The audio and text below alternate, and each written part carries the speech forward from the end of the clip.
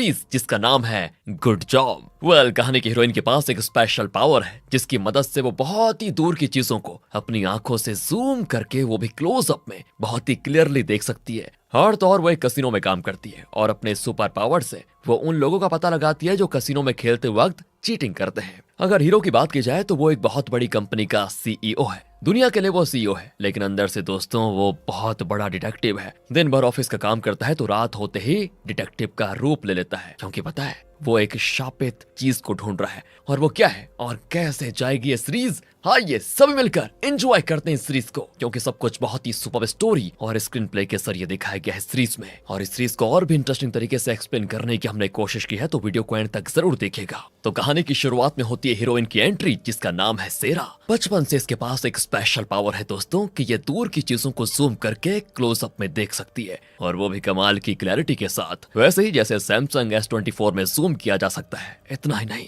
वो जिस चीज को जूम करती है उसके पीछे क्या है ये भी एकदम साफ देख पाती है। अपने इसी सुपर पावर का फायदा उठाने के लिए वो एक कसिनो में काम करती है, जहां चीटिंग और फॉर्जरी बहुत ज्यादा होती है। तो अपने पावर से वो चीटर्स का पता लगाती है और अपने बॉस को बताती है। वहां पर एक लड़की अपने ड्रिंक्स वाले ग्लास के नीचे कुछ छुपाकर चीटिंग करती है दोस्तों। तो दूसरी ओर एक लड़का अपनी शर्ट स्लीव के अंदर कोई कार्ड छुपाकर चीटिंग कर रहा होता है। सेरा इनको देख लेती है और तुरंत सिक्योरिटी को इन्फॉर्म कर देती है। तो दोस्तों इस तरह ये है सेरा का रोज का काम। एक दिन कसिनो में चोर आ जाता है जो टेबल से कुछ कॉइन्स चुरा लेता है। सेरा सिक्योरिटी को इन्फॉर्म कर रही होती है कि व्हाइट ड्रेस में एक आदमी आकर चोर के पास बैठ जाता है। अब सेरा को लगता है कि ये भी चोर से मिला हुआ है, तो वो उन दोनों के कंधे पर हाथ रखकर कहती है कि बेटा तुम दोनों पकड़े गए हो, चुपचाप अंदर आओगे तो पुलिस की मार नहीं खानी पड़ेगी। लेकिन ये व्हाइट ड्रेस वाला तो भड़क जाता है कि क्या तुम जानती हो कि मैं कौन हूँ, मेरा स्टेटस क्या है तुम्हें पता है। सेरा कहती है तुम जो भी हो बस अंदर चलो, वरना सरेआम तुम्हारा स्टेटस उखाड़ के रख दूंगी। कहकर वो दोनों को एक कमरे में लेकर जाती है। सुनो,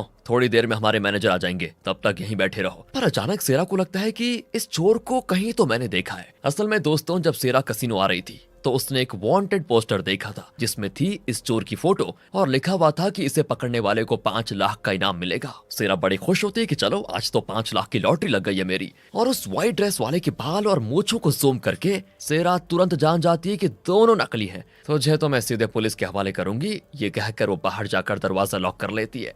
और दोस्तों ये व्हाइट ड्रेस वाला और कोई नहीं, इस कहानी का हीरो नाम है डॉन। और इसका बैकग्राउंड ये है कि ये बहुत बड़ी कंपनी का सीईओ है, लेकिन सीईओ होकर ये फैंसी ड्रेस पहनकर यहाँ पर क्या करने आया है। वेल, तो असल में वो एक नेकलेस को ढूंढ रहा है जो कि उसके पापा ने उसकी माँ को गिफ्ट किया था। लेकिन नेकलेस पहनने के बाद किसी ने उसकी माँ का कत्ल कर दिया था और वो नेकलेस भी गायब हो गया। इस बात को हुए वैसे 20 साल हो चुके हैं और डॉन अब उस नेकलेस को ढूंढ रहा है। तो दिन में तो वो सीईओ और रात में दोस्तों डिटेक्टिव की तरह काम कर रहा है, सिर्फ किसके लिए, उस नेकलेस को ढूंढने के लिए। और उसे हाल ही में पता चला है कि उस नेकलेस को अंडरवर्ल्ड के एक ऑक्शन पे बेचे जाने वाला है। तो डॉन एक बुजुर्ग के भेष में उस ऑक्शन में जाता है, पर वो नहीं जानता कि नेकलेस किसके पास है और उसे कौन बेच रहा है। तो वो सीधे सर्वर रूम की ओर जाता है जहां उसे वो इन्फॉर्मेशन मिल सकती है कि कहाँ है नेकलेस, किसके पास है मतलब। तो वहां पर एक गार्ड उसको रोकता है, तो गार्ड को मारकर वो उसे बेहोश करके आगे बढ़ता है। वहां वैसे और भी गार्ड्स आ जाते हैं, पर लगता है दोस्तों ये डॉन मार्शल आर्ट्स भी जानता है और वो अकेला ही सारे गार्ड्स को मारकर आखिरकार पहुंच जाता है सर्वर रूम में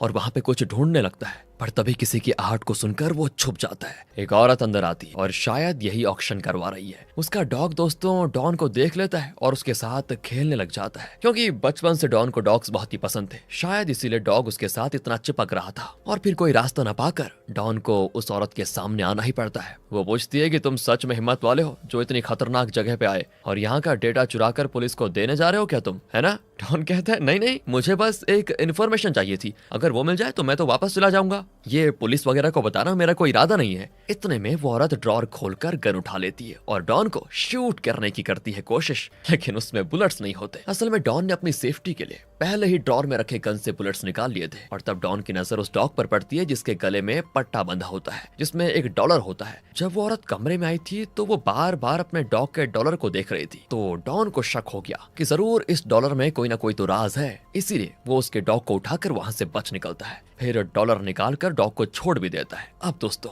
डॉन वहां से जैसे ही आया था ना, उस औरत के गार्ड्स वहां पर आ जाते हैं। वो कहती है कि सुनो, ज्यादा दूर नहीं गया होगा, जल्दी पकड़ो उसको। फिर क्या था, वो डॉन को चेस करने में लगे होते हैं। तभी डॉन अपने ब्लूटूथ डिवाइस पर किसी से पूछता है कि यार बाइक कहाँ है। तो अभी वहां पर एक बाइक को दिखाते हैं जो उसके फ्रेंड ने वहां पार्क किया हुआ था। लेकिन इससे पहले कि डॉन उसको देखता, एक ट्रक उसके आगे आ जाता है और डॉन को वो बाइक दिखती ही नहीं। लेकिन तभी साइड में स्कूटी जैसी एक गाड़ी पार्क की होती है। डॉन सोचता है कि शायद यही मेरे फ्रेंड ने पार्क की है। वो उसी में बैठकर तुरंत बच निकलता है। पर पता है दोस्तों, असल में ये गाड़ी सेरा की थी। वो भी चोर चोर चिल्लाकर उसके पीछे भागती है, पर डॉन तो बड़ी तेज चला जाता है। फिर भी उस औरत के गार्ड्स डॉन का पीछा नहीं छोड़ते। लेकिन डॉन है, वो तेजी से कट करके दूसरी ओर चला जाता है और आखिर अपने दोस्त की गाड़ी के पास पहुंच जाता है। वेल, ये देखिए, ये है डॉन का दोस्त जिसका नाम है फ्रेड। असल में एक बात बताऊं आपको, फ्रेड भी डॉन की तरह दो तरह का काम करता है। दिन में ये एक लॉयर है और रात में ये हैकिंग करता है। और सच बताऊं तो हैकिंग में बड़ा एक्सपर्ट है। ये डॉन की बहुत मदद करता है। अब डॉन उस डॉलर को देखता है जो उस डॉग के गले में था। उसके अंदर एक चिप होती है जिसमें उस चोर की डिटेल्स होती हैं। और दोस्तों, इसीलिए डॉन उस चोर से पूछताछ करने एक कसिनो आया था। वेल, आ जाइए दोस्तों प्रेजेंट में। अब प्रेजेंट में वो चोर को उस नेकलेस की फोटो दिखाकर पूछता है, ये नेकलेस कहाँ है मुझे बताओ, फिर मैं देखो तुम्हें यहाँ से बचा कर लेकर चला जाऊंगा। पर ये चोर भी बड़ा अक्लमंद है। कहता है कि पहले तुम मुझे यहाँ से निकालो, फिर मैं तुम्हें डिटेल्स बताऊंगा। डॉन भी कहता है कि ठीक है, और वो यहाँ से फ्रेड को कॉल करके कहता है कि यार प्लान बी एग्जीक्यूट कर दे। वो भी हाँ कर देता है। बाहर सेरा पुलिस को कॉल कर रही होती है। इसी बीच फ्रेड एक पिलर के पास खड़ा होकर ऐसी एक्टिंग कर रहा होता है जैसे कि पिलर के पीछे से कोई उसे मार रहा है। ये देखकर सेरा उसके पास जाती है, क्या हो गया, और वो पागलों की तरह इधर उधर गिर रहा होता है। असल में दोस्तों, फ्रेड ना सेरा को डिस्ट्रैक्ट कर रहा है और इसी बीच चोर कमरे का दरवाजा खोलने की कोशिश करता है, लेकिन वो खुलता नहीं। अब डॉन तो उसको ताने भी मारता है कि तू चोर के नाम पे कलंक है भाई, क्या चोरी करेगा, तो ताला खोलना तो तुझको आता नहीं। ये कहकर डॉन अपनी अंगूठी निकालता है और उसकी मदद से दरवाजा खोल देता है। और फिर क्या था, दोनों बाहर। और जाते जाते डॉन फ्रेड को भी इशारा करता है, काम हो गया भाई, बंद कर दे एक्टिंग। फ्रेड उठ जाता है और सेरा से कहता है कि सॉरी, मुझे ना अक्सर दौरे पड़ते हैं, बस वही पड़ा था, कम से कम आप मेरी मदद करने के लिए आई तो सही। ये कहकर वो भी चला जाता है। तभी सेरा दरवाजा खुला पाकर समझ जाती है कि वो दोनों बच निकले। फिर क्या था, दोनों को चेस करने लग जाती है वो, और गार्ड्स को भी इन्फॉर्म कर देती है। इस वजह से नीचे का रास्ता भी दोस्तों इनके लिए हो जाता है ब्लॉक। दोनों बचकर ऊपर भागते हैं और टेरेस पर पहुंच जाते हैं। पर वहां जाकर चोर डॉन से बचने के लिए उस पर एक रॉड से हमला करने की कोशिश करता है। लेकिन डॉन ठहरा मार्शल आर्ट्स में एक्सपर्ट, वो उसे उठाकर पटक देता है और पूछता है कि देखो, मुझे बस ये बता दो कि वो नेकलेस कहाँ पर है, वरना तुम्हें पता नहीं मैं तुम्हारा क्या हाल कर दूंगा। और तब वो चोर बताता है कि वो नेकलेस एक मॉडल के पास है और वो मॉडल तुम्हारी कंपनी के लिए एड्स भी करती है। एक बार मैं उसके घर चोरी करने गया था, वहाँ बहुत सारा पैसा था और उसके साथ वो नेकलेस भी था, पर मैंने सिर्फ पैसे उठाए और सोचा कि नेकलेस कभी और चुरा लूंगा। मैं तो बस इतना ही जानता हूँ, प्लीज मुझे मत मारो। लेकिन तभी इतने में सेरा और कुछ गार्ड्स वहां पर आ जाते हैं। सेरा उन पर गन तान देती है तो डॉन चोर को पकड़कर कहता है कि चलो, हमें यहाँ से कूदना होगा। अरे मैं पागल हूँ जो तुम्हारे साथ कूदूंगा क्या, छोड़ो मुझे। लेकिन डॉन तो उसको खींचकर कूदने वाला होता है कि वो अपनी शर्ट निकालकर डॉन की पकड़ से छुटकारा पा लेता है। डॉन कहता है कि अब मैं तुझे बचाने वाला था, लेकिन तू तो एकदम बेवकूफ निकला। ये कहकर डॉन अकेले ही छत से कूद जाता है और फिर पता चलता है कि असल में डॉन एक कचड़े के ट्रक में कूद गया था और उस गाड़ी का ड्राइवर और कोई नहीं, फ्रेड है। पर चोर बुरा फंस चुका है। पुलिस उसको पकड़ कर लेकर जाती है। लेकिन हाँ, वो 5 लाख का प्राइज मनी सेरा को नहीं देते, क्योंकि एक डॉन जिसे वो इस चोर का साथी मानते हैं वो बच निकला है। इसीलिए सेरा निराश होकर अपनी फ्रेंड की बेकरी में जाती है। उसकी फ्रेंड का नाम है दोस्तों किम, और उसकी बेकरी डॉन के दोस्त यानी फ्रेड के घर के नीचे ही है। वो किम को सारी बात बताती है जो भी हुआ होता है और पूछती है, वैसे तुम्हारी बेकरी कैसे चल रही है, सब ठीक है ना। किम भी कहती है वैसे ठीक चल रही है, लेकिन अभी एक काम करते हैं, पहले तो हम कुछ लोगों को फ्री सैंपल केक्स देंगे, फिर धीरे धीरे लोग बेकरी में आना शुरू हो जाएंगे। तो एक काम करते हैं, पहले ऊपर वाले अपने पड़ोसी को देकर आते हैं। ये सोचकर दोनों कुछ केक्स लेकर फ्रेड के घर पर जाती है। वहाँ डॉन भी होता है दोस्तों। वो कैमरा से इनको देख लेता है और डॉन फ्रेड से कहता है कि यार, अगर उसने हम दोनों को देख लिया तो मुसीबत हो जाएगी, तुम उसे ये कह दो कि तुम बिजी हो, दरवाजा मत खोलो। फ्रेड वैसा ही करता है और फिर क्या था, वो दोनों भी नीचे आ जाती है। पर दोस्तों, नीचे एक पार्सल होता है जो कि फ्रेड के लाया है और अब ये दोनों फैसला करते हैं कि चलो, इस पार्सल को हम ऊपर उठा ले जाएंगे और पड़ोसी पर अच्छा थोड़ा इंप्रेशन भी जमाएंगे, फिर तो वो हमारी बेकरी में केक्स लेने के लिए जरूर आएगा। तो दोनों उस भारी पार्सल को उठाकर ऊपर ले जाने लग जाती है। ये सब कैमरे में देखकर फ्रेड घबरा जाता है और कहता है कि उसमें बहुत ही इंपॉर्टेंट चीजें हैं, अगर वो गिर गया तो बहुत नुकसान हो जाएगा भाई। वो ये कह ही रहा होता है कि दोस्तों वहां दोनों गलती से पार्सल को नीचे गिरा देती है। अब अंदर फ्रेड तो बौखला जाता है कि यार मैं लुट गया, मैं अभी जाकर इनकी खबर लेता हूँ। डॉन कहता है कि भाई मेरी बात सुन, अगर उसने तुम्हारा थोबड़ा देख लिया ना तो तुम्हें पुलिस के हवाले कर देगी वो। और तब फ्रेड वहां पर एक पिंक कलर हेलमेट पहन कर जाता है ताकि वो उसका चेहरा ना देख पाए। लेकिन वो नहीं जानता था कि ये तो सेरा का हेलमेट है, क्योंकि आपको याद होगा डॉन ने सेरा का स्कूटर चुराया था जिसमें उसका ये हेलमेट भी रखा हुआ था। अब फ्रेड नीचे जाकर दोनों को डांटता है कि तुम्हारी हिम्मत कैसे भी मेरी चीज को छूने की।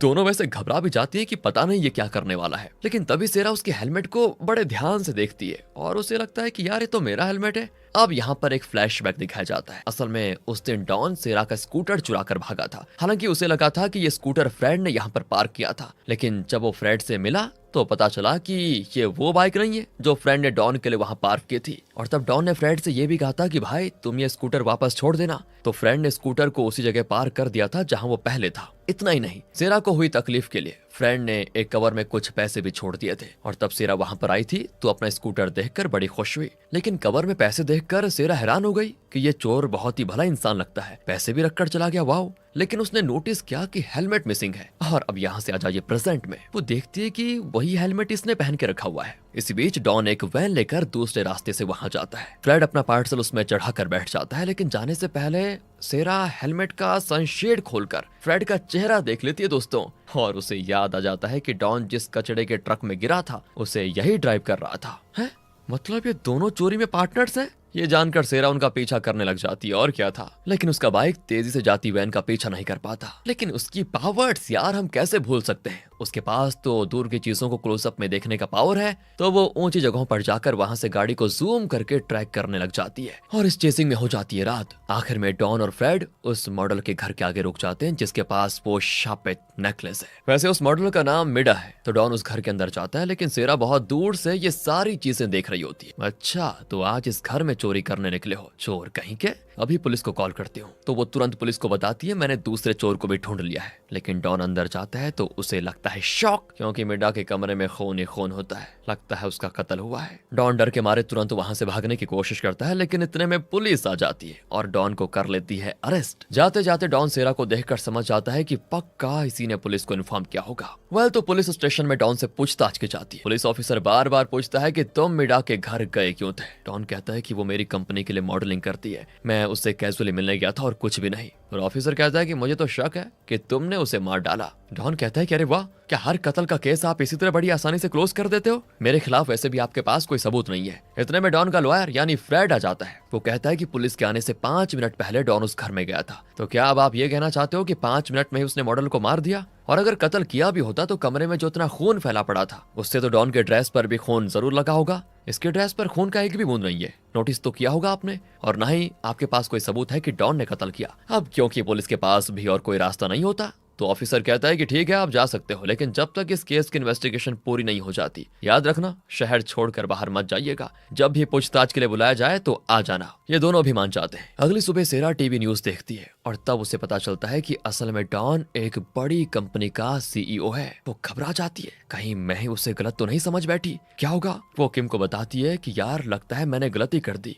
इतने में किम का मकान मालिक कॉल करता है और कहता है कि तुम्हें जगह खाली करनी पड़ेगी और इसके लिए मैं तुम्हें 2 महीने का भाड़ा देने को तैयार हूं, पर प्लीज कहीं और शिफ्ट हो जाओ अपनी बेकरी को लेकर। पर किम कहती है अरे ये आप क्या कह रहे हैं, मैंने अभी तो ये बेकरी शुरू की है, इस वक्त खाली कराओगे तो मैं कहाँ जाऊंगी। लेकिन वो नहीं मानता, बड़ी परेशान हो जाती है किम। लेकिन दोस्तों असल में मकान मालिक कोई और नहीं फ्रेड है। अब सेरा को बड़ा गुस्सा आ जाता है कि उसने समझ के क्या रखा हुआ अपने आप को, अचानक खाली करने को कहने की उसकी हिम्मत कैसे हुई। और जब उसे पता चलता है कि मकान मालिक ऊपर रहता है तो वो गुस्से में सीधे फ्रेड के घर जाती है। अब सीसीटीवी पर सेरा को देखकर डॉन कहता है कि यार ये तो आग उगलने वाली है, इसको तो ही संभाल। ये कहकर डॉन कमरे में छिप जाता है। फ्रेड अब कैजुअली दरवाजा खोलता है और कुछ कहने वाला होता है कि सेरा तो शुरू हो जाती है कि देखो मेरी फ्रेंड ने अभी अभी ये बिजनेस शुरू किया है, हम सबको फ्री सैंपल केक्स दे रही थी, आपको भी वही देने के लिए आई थी उस दिन। इतनी दरिया दिल है मेरी दोस्त, और आप है कि हमें यहाँ से निकालना चाहते हो। अब दोस्तों फ्रेड तो समझ ही नहीं पाता कि क्या कहे उससे। इतने में डॉन बाहर आ जाता है और कहता है कि हम तुम्हें 6 महीने का भाड़ा देने को तैयार है,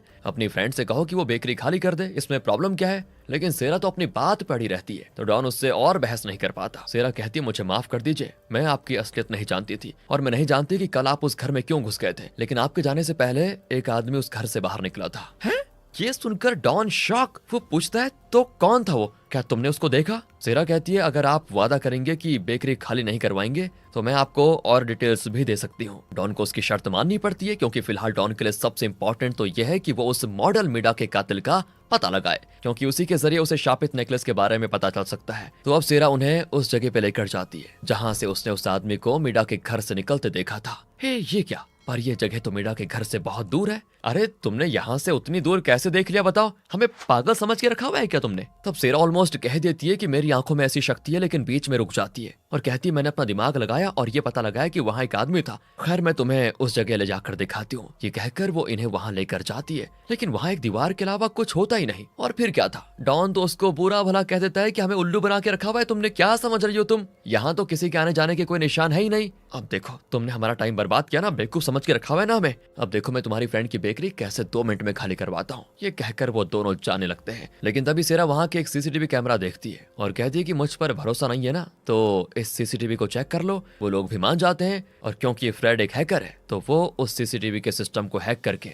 उसका फुटेज देखने में सफल हो जाता है। और जैसा सेरा ने कहा था, मीडा के घर से एक आदमी निकला और इसी रास्ते से अपनी कार में गया था। अब जाकर इनको सेरा की बात पर विश्वास हो जाता है। वो उस कार का नंबर भी निकाल पाते हैं और उसे सर्च करने पर उन्हें उस कार के ओनर की फोटो मिल जाती है और फिर वो उसकी तलाश में निकल पड़ते हैं। लेकिन सेरा को बीच सड़क पर छोड़कर चले जाते हैं ये दोनों। सेल्फिश आदमी अपना काम बनते ही मुझे छोड़कर चला गया। पर तुम्हें क्या लगता है, मैं अभी पुलिस को कॉल करके सब बता दूंगी। फिर वो पास के टेलीफोन बूथ से पुलिस को कॉल कर देती है और अपनी नाक पकड़कर बदली हुई आवाज में कहती है मुझे उस कातिल के कार का नंबर मिल चुका है, उसी ने मीडा का कत्ल किया है। लेकिन दोस्तों पुलिस वाले जान जाते हैं कि सेरा बोल रही है। वो डांटते हैं कि अगर बार बार इस तरह का फेक इन्फॉर्मेशन दोगी तो जेल में बंद कर देंगे, समझी? रखो फोन। सेरा डर कर कॉल कट कर देती है। फिर वहां पर फ्रेड डॉन से कहता है कि यार हमें सेरा को छोड़कर नहीं आना चाहिए था, उसने हमारी मदद की है और उसने उस कातिल को भी देखा है, तो अगर हम उसको अपने साथ लेकर चलें तो हमें उस कातिल को आसानी से पकड़ने में बहुत हेल्प मिल जाएगी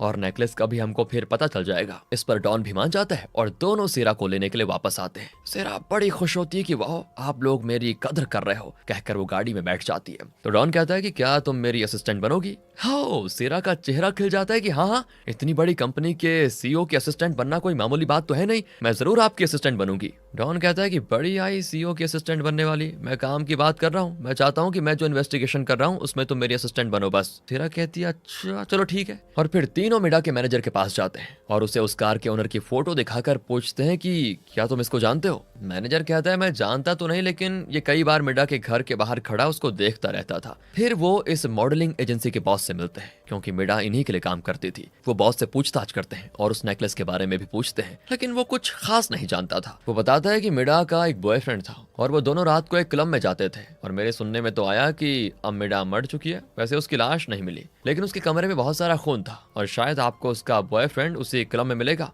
उस क्लब का नाम है गंगनाम। तो अब ये तीनों उस क्लब के लिए निकल जाते हैं। तो वो फैसला करते हैं कि अब सेरा एक मॉडल बनकर वहां जाएगी। डॉन तो उसको एक बढ़िया ड्रेस भी दिलवाता है जिसे पहनकर वो बाहर निकलती है। तो उसको देखकर डॉन एकदम दंग रह जाता है और अच्छे से निहारने लगता है ऊपर से नीचे। फिर झट से उसे रियलाइज होता है कि ओह मुझे काम पे ध्यान देना चाहिए। वो सेरा को एक नेकलेस पहनाता है जो सेरा को बहुत जचता है और वो तो और भी खूबसूरत दिखती है। और फिर सेरा एक और मॉडल के साथ क्लब के अंदर जाती है। डॉन और फ्रेड बाहर होते हैं। अब सेरा के साथ आई हुई मॉडल एक आदमी के पास बैठकर बात करने लगती है, पर वो आदमी उसको फोर्स करने की कोशिश करता है, लेकिन वो मॉडल उसकी बात नहीं मानना चाहती थी। तो वो तो एक बोतल तोड़कर उसको धमकाता है कि चुपचाप मुझे किस करो और मुझे हक करो वरना मार डालूंगा यहीं पर वहां बैठे दूसरे लोगों को जैसे कोई फर्क ही नहीं पड़ता दोस्तों, कोई उस आदमी को रोकता नहीं। और इससे पता चलता है कि यहाँ ऐसी बातें आए दिन होती रहती हैं, इसलिए कोई इन बातों की उतनी केयर नहीं करता। पर सेरा को बड़ा गुस्सा आ जाता है और वो उस आदमी पर फ्रूट्स वगैरह फेंकने लग जाती है कि तुम्हारी हिम्मत कैसे भी एक लड़की के साथ ये बदतमीजी करने की है?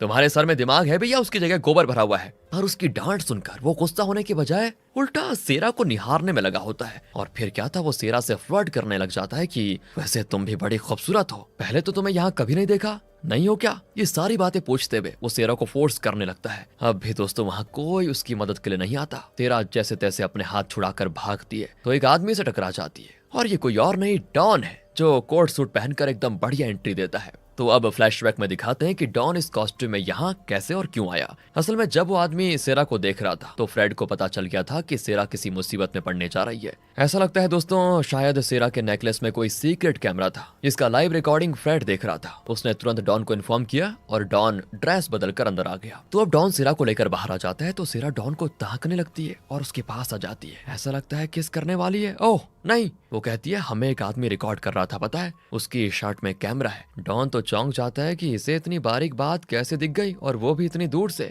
तो डॉन उस दिशा में देखता है तो एक आदमी मास्क पहनकर बैठा होता है। डॉन भी गुस्से में जाकर उसका शर्ट पकड़ लेता है और वाकई में यार उसने एक बहुत ही एडवांस्ड कैमरा लगाया होता है। वो आदमी भी डर कर भागने लग जाता है लेकिन सेरा उसके रास्ते में अपनी टांग अड़ाकर उसे गिरा देती है। अब उसका मास्क हटाने पे पता चलता है ओह ये तो मिडा का मैनेजर है। सेरा पूछती है कि तुम मुझे रिकॉर्ड क्यों कर रहे हो बताओ। वो कहता है कि लड़कियां मेरी कमजोरी है, मैं लड़कियों की वीडियोस रिकॉर्ड करता हूँ और उन्हें देखने का मुझे बड़ा शौक है। लेकिन उसकी किसी भी बात पर सेरा को यकीन नहीं होता और वो कहती है कि सच बता दो वरना पुलिस के हवाले करने में टाइम नहीं लगेगा मुझे।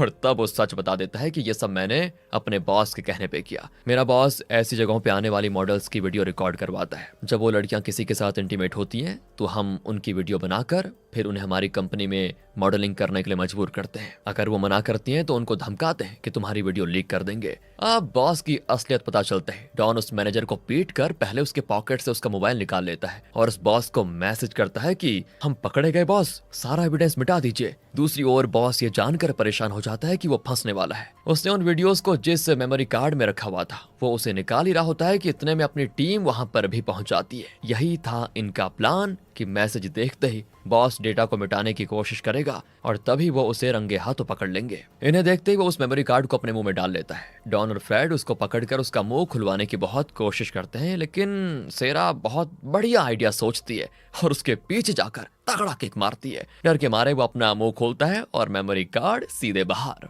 तो सेरा उसे उठाकर डॉन को देकर कहती है खा कितना इजी था, तुम फालतू में लगे हुए थे। और यहाँ डॉन और फ्रेड सेरा का टैलेंट देखकर बड़े हक्के बक्के रह जाते हैं। दूसरी ओर दोस्तों पुलिस ऑफिसर सेरा के बताए हुए उस कार नंबर को चेक करते हैं और उस कार की तलाशी भी लेते हैं। उसके अंदर कई वेपन्स होते हैं। यहाँ डॉन, सेरा और फ्रेड उस मेमोरी कार्ड में रिकॉर्ड की हुई वीडियोस को देखते हैं। उसमें मिडा किसी के साथ बात कर रही होती है। उसके हाथ में एक ब्रेसलेट होता है जिसको सेरा देख पाती क्योंकि उसकी आंख एक बार फिर मैं आपको बता दूं बहुत तेज है। उसके पीछे से एक आदमी गुजरता है जिसके बैग से एक की चेन लटक रहा होता है। सेरा दोस्तों बहुत ही बारीकी से ये देख पाती है और कहती है कि उस दिन मिडा के घर से जो आदमी एक लगेज लेकर निकला था उसके बैग में यही की चेन था। है डॉन का मुंह खुला का खुला रह जाता है कि मुझे तो जूम करके भी साफ नहीं दिख रहा, तुम्हें कैसे दिखाई दे रहा है पर? और उस दिन उतनी दूर से मुझे समझ नहीं आ रहा तुमने कैसे देख लिया कि कोई आदमी निकला था उसके घर से और ये भी देख लिया कि उसके बैग में की चेन लटका हुआ था, भाई कैसे? पर सेरा अपने पावर्स के बारे में कैसे बताती?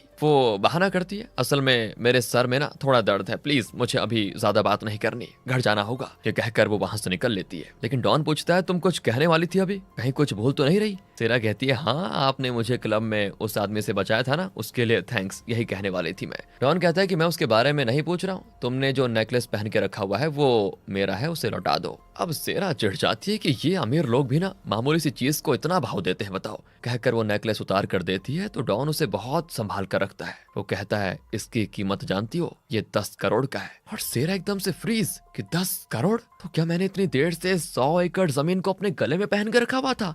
और फिर वो होश में आती है और घर चली जाती है। वहाँ किम सेरा का ड्रेस देखकर चौंक जाती है और कहती है ये ड्रेस कहाँ से मिला, इसका दाम तो 1 लाख से कम नहीं होगा। ये सुनकर सेरा फिर चौंक जाती है क्योंकि 1 लाख उसके 6 महीने की कमाई है। अब डॉन उस फुटेज में उस किचन को जूम करता है तो उसे समझ आ जाता है कि सेरा तो बिल्कुल ठीक कह रही थी। और अब उसको दोस्तों शक भी होने लग जाता है कि जरूर सेरा के पास कोई ना कोई खास पावर तो है जिसके जरिए वो इतनी दूर से इतनी छोटी छोटी चीजों को बड़ी क्लियरली देख पाती है। लेकिन वो हमसे छुपा क्यों रही है? मैं कल ही उसकी असलियत का पता लगाता हूँ। अगले दिन वो सेरा के अपार्टमेंट से लगभग 1 किलोमीटर की दूरी पर एक बिल्डिंग के ऊपर टेलीस्कोप सेट करके खड़ा होता है और सेरा को कॉल करके कहता है कि जरा छत पे आओ, तुम्हारे लिए गिफ्ट रखा है मैंने। सेरा भी छत पर आती है तो डॉन कहता है कि मैं जान चुका हूँ तुम्हारे पास दूर की चीजों को डिटेल में देखने का पावर है, जैसे टेलीस्कोप से देखा जाता है बिल्कुल वैसा ही। सेरा भी शॉक हो जाती है कि नहीं यार मेरा भांडा फूट गया। वो डॉन को देख लेती है। वैसे डॉन एक बोर्ड उठाकर दिखाता है और कहता है मैं तुम्हें दिख रहा हूँ ना? बट सेरा कहती है कहाँ दिख रहे हो, नहीं तो ना तुम मुझे दिख रहे हो और ना ही तुम्हारे हाथ में रखी चीज दिख रही है। हाँ डॉन कहता है पकड़ी गई ना, मैंने तुम्हें बताया ही नहीं कि मेरे हाथ में कुछ है, फिर तुम्हें कैसे पता चला? इतने में डॉन नीचे गिरने वाला होता है तो सेरा कहती है अरे अरे ठीक से खड़े रहो, मरने का इरादा है क्या तुम्हारा? हाँ, पर डॉन तो एक्टिंग कर रहा था दोस्तों, और कहता है कि अरे अब तो तुम रंगे हाथों पकड़ गई हो, तो तुम उतनी दूर से मुझे देख पा रही हो, राइट? मतलब तुम्हारे पास वो सुपर पावर है जिसका मुझे शक था। ये कहकर वो टेलीस्कोप से सारा का एक्सप्रेशन देखता है, और उसका शॉकिंग रिएक्शन देखकर डॉन को अब 100% यकीन हो गया है कि सेरा के पास पक्का कोई ना कोई है। लेकिन हाँ, एक बात आपको याद दिला दूं कि अगर आप चैनल पर नए हैं तो सब्सक्राइब भी कर दीजिएगा। वेल, इस पार्ट की शुरुआत में सेरा को एहसास हो जाता है कि डॉन को उसके पावर के बारे में पता चल गया है। अब सिचुएशन को संभालने और डॉन से पीछा छुड़ाने के लिए वो कहते हैं कि हाँ, पावर है तो उससे क्या हुआ, मेरी पावर मेरी पर्सनल प्रॉपर्टी है, तुम्हें इससे क्या? वो देखो ऊपर कौवा उड़ रहा है, अरे तुम पे टॉयलेट करने जा रहा है वो। डॉन डर कर ऊपर देखता है तो इसी बहाने से वो कॉल कट कर लेती है। अब डॉन को गुस्सा आ जाता है कि इसने बीच में कॉल कट क्यों कर दिया, मुझ जैसे एक बड़े सीईओ का कॉल काट दिया बताओ।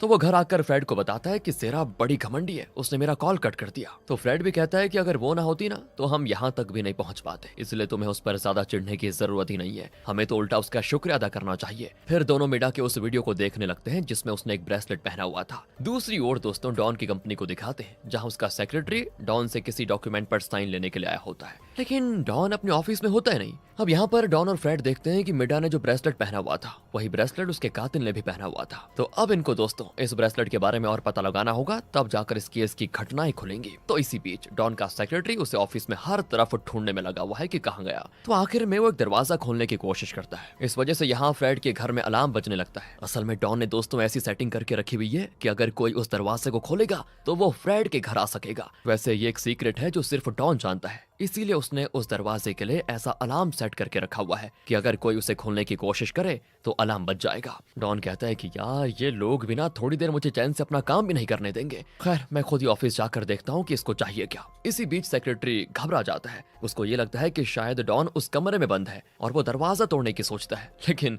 हैन वक्त पर डॉन वहां पर दरवाजा खोल देता है और सेक्रेटरी नीचे गिर पड़ता है। डॉन भी कहता है कि क्या हो गया, थोड़ी देर आराम नहीं करने दोगे क्या? कहता है कि सर इस पर आपके साइन चाहिए। तो साइन करते हुए डॉन नोटिस करता है कि सेक्रेटरी ने भी उसी टाइप का ब्रेसलेट पहना हुआ है जो मिडा और उसके कातिल ने पहना हुआ था। डॉन पूछता है कि सुनो सुनो, ये ब्रेसलेट तुम्हें कहाँ से मिला? वो कहता है मैं एक हॉस्पिटल में गया था जहाँ मैंने चाइल्ड केयर फाउंडेशन को डोनेशन दी थी, तब उन्हीं लोगों ने मुझे ब्रेसलेट दिया था, और तो और मिडा भी वहां पर आई थी और उसे भी ऐसा ही ब्रेसलेट दिया उन लोगों ने। ये जानकर डॉन सेक्रेटरी को वहां से भेज तो देता है, लेकिन उसके दिमाग में बहुत सारी चीजें चलती है और इसके बाद वो खुद उस सीक्रेट दरवाजे से फ्रेड के घर आ जाता है। अब इससे पहले कि डॉन उसे उस हॉस्पिटल के बारे में बताता, फ्रेड ने अपनी तरफ से रिसर्च करके पता लगा लिया था कि उस कातिल का एक बेटा है जिसे कोई जानलेवा बीमारी है और उस हॉस्पिटल में उसका इलाज हुआ था। तो अब दोनों उस हॉस्पिटल में जाने के लिए तैयार होते हैं क्योंकि वहां से कोई क्लूज जरूर मिल जाएगा इनको। अब दूसरी ओर पुलिस को उस कातिल की कार से कुछ वेपन्स और दूसरे एविडेंस मिले थे, तो इनमें दोस्तों उन हॉस्पिटल के कुछ कागज होते हैं और आगे की इन्वेस्टिगेशन के लिए वो भी उसी हॉस्पिटल के लिए निकलते हैं। अब यहाँ डॉन और फ्रेड बाहर जाने वाले होते हैं कि नीचे शोर शराबा सुनाई पड़ता है। तो देखते हैं कि किम अपनी बेकरी के प्रमोशन के लिए बाहर बन और केक्स का स्टॉल लगाकर खड़ी हो रखी है और सभी को फ्री में बन बांट रही है। फ्रेड भी कहता है कि इसकी हिम्मत कैसे हुई ये सब करने की, ये घर है कि मार्केट, अभी इसकी खबर लेता हूँ जरा। तो डॉन उसे वार्न करता है कि देख यार ये दोनों बड़ी खतरनाक लड़कियां हैं, खामखा मुसीबत में फंस जाएंगे हम। फ्रेड भी अकड़ कर कहता है कि तुम तो सिर्फ मुझे लॉयर के तौर पर जानते हो ना, लॉयर बनने से पहले मैंने जो कांड किए हैं शायद तुम्हें नहीं पता, खतरनाक आदमी हूँ मैं भी। ये कहकर वो नीचे जाता है और तो और दोस्तों किम उसे भी एक बन पकड़ा लेती है। फ्रेड कहता है कि सुनो मैंने तुम्हें बेकरी के लिए जगह दी है, इस तरह यहाँ पर मेला लगाने के लिए नहीं। लेकिन किम गुस्सा नहीं होती और बहुत ही शांति से बात करती है। अब फ्रेड तो ऑलरेडी गुस्से में था, वो बन को नीचे फेंक देता है तो किम भड़क जाती है कि तुम्हारी इतनी हिम्मत कि मेरा बन नीचे फेंक दिया तुमने, कहकर वो फ्रेड को गुस्से में बड़े अच्छे से घूरती है। तो फ्रेड की बोलती बंद हो जाती है दोस्तों और वो घबरा कर 9-2-11, लेकिन जाते जाते वो वहां पर रखे एयर डॉल को गिरा देता है। फिर क्या था, वो उसे उठाकर खड़ा करने की कोशिश करता है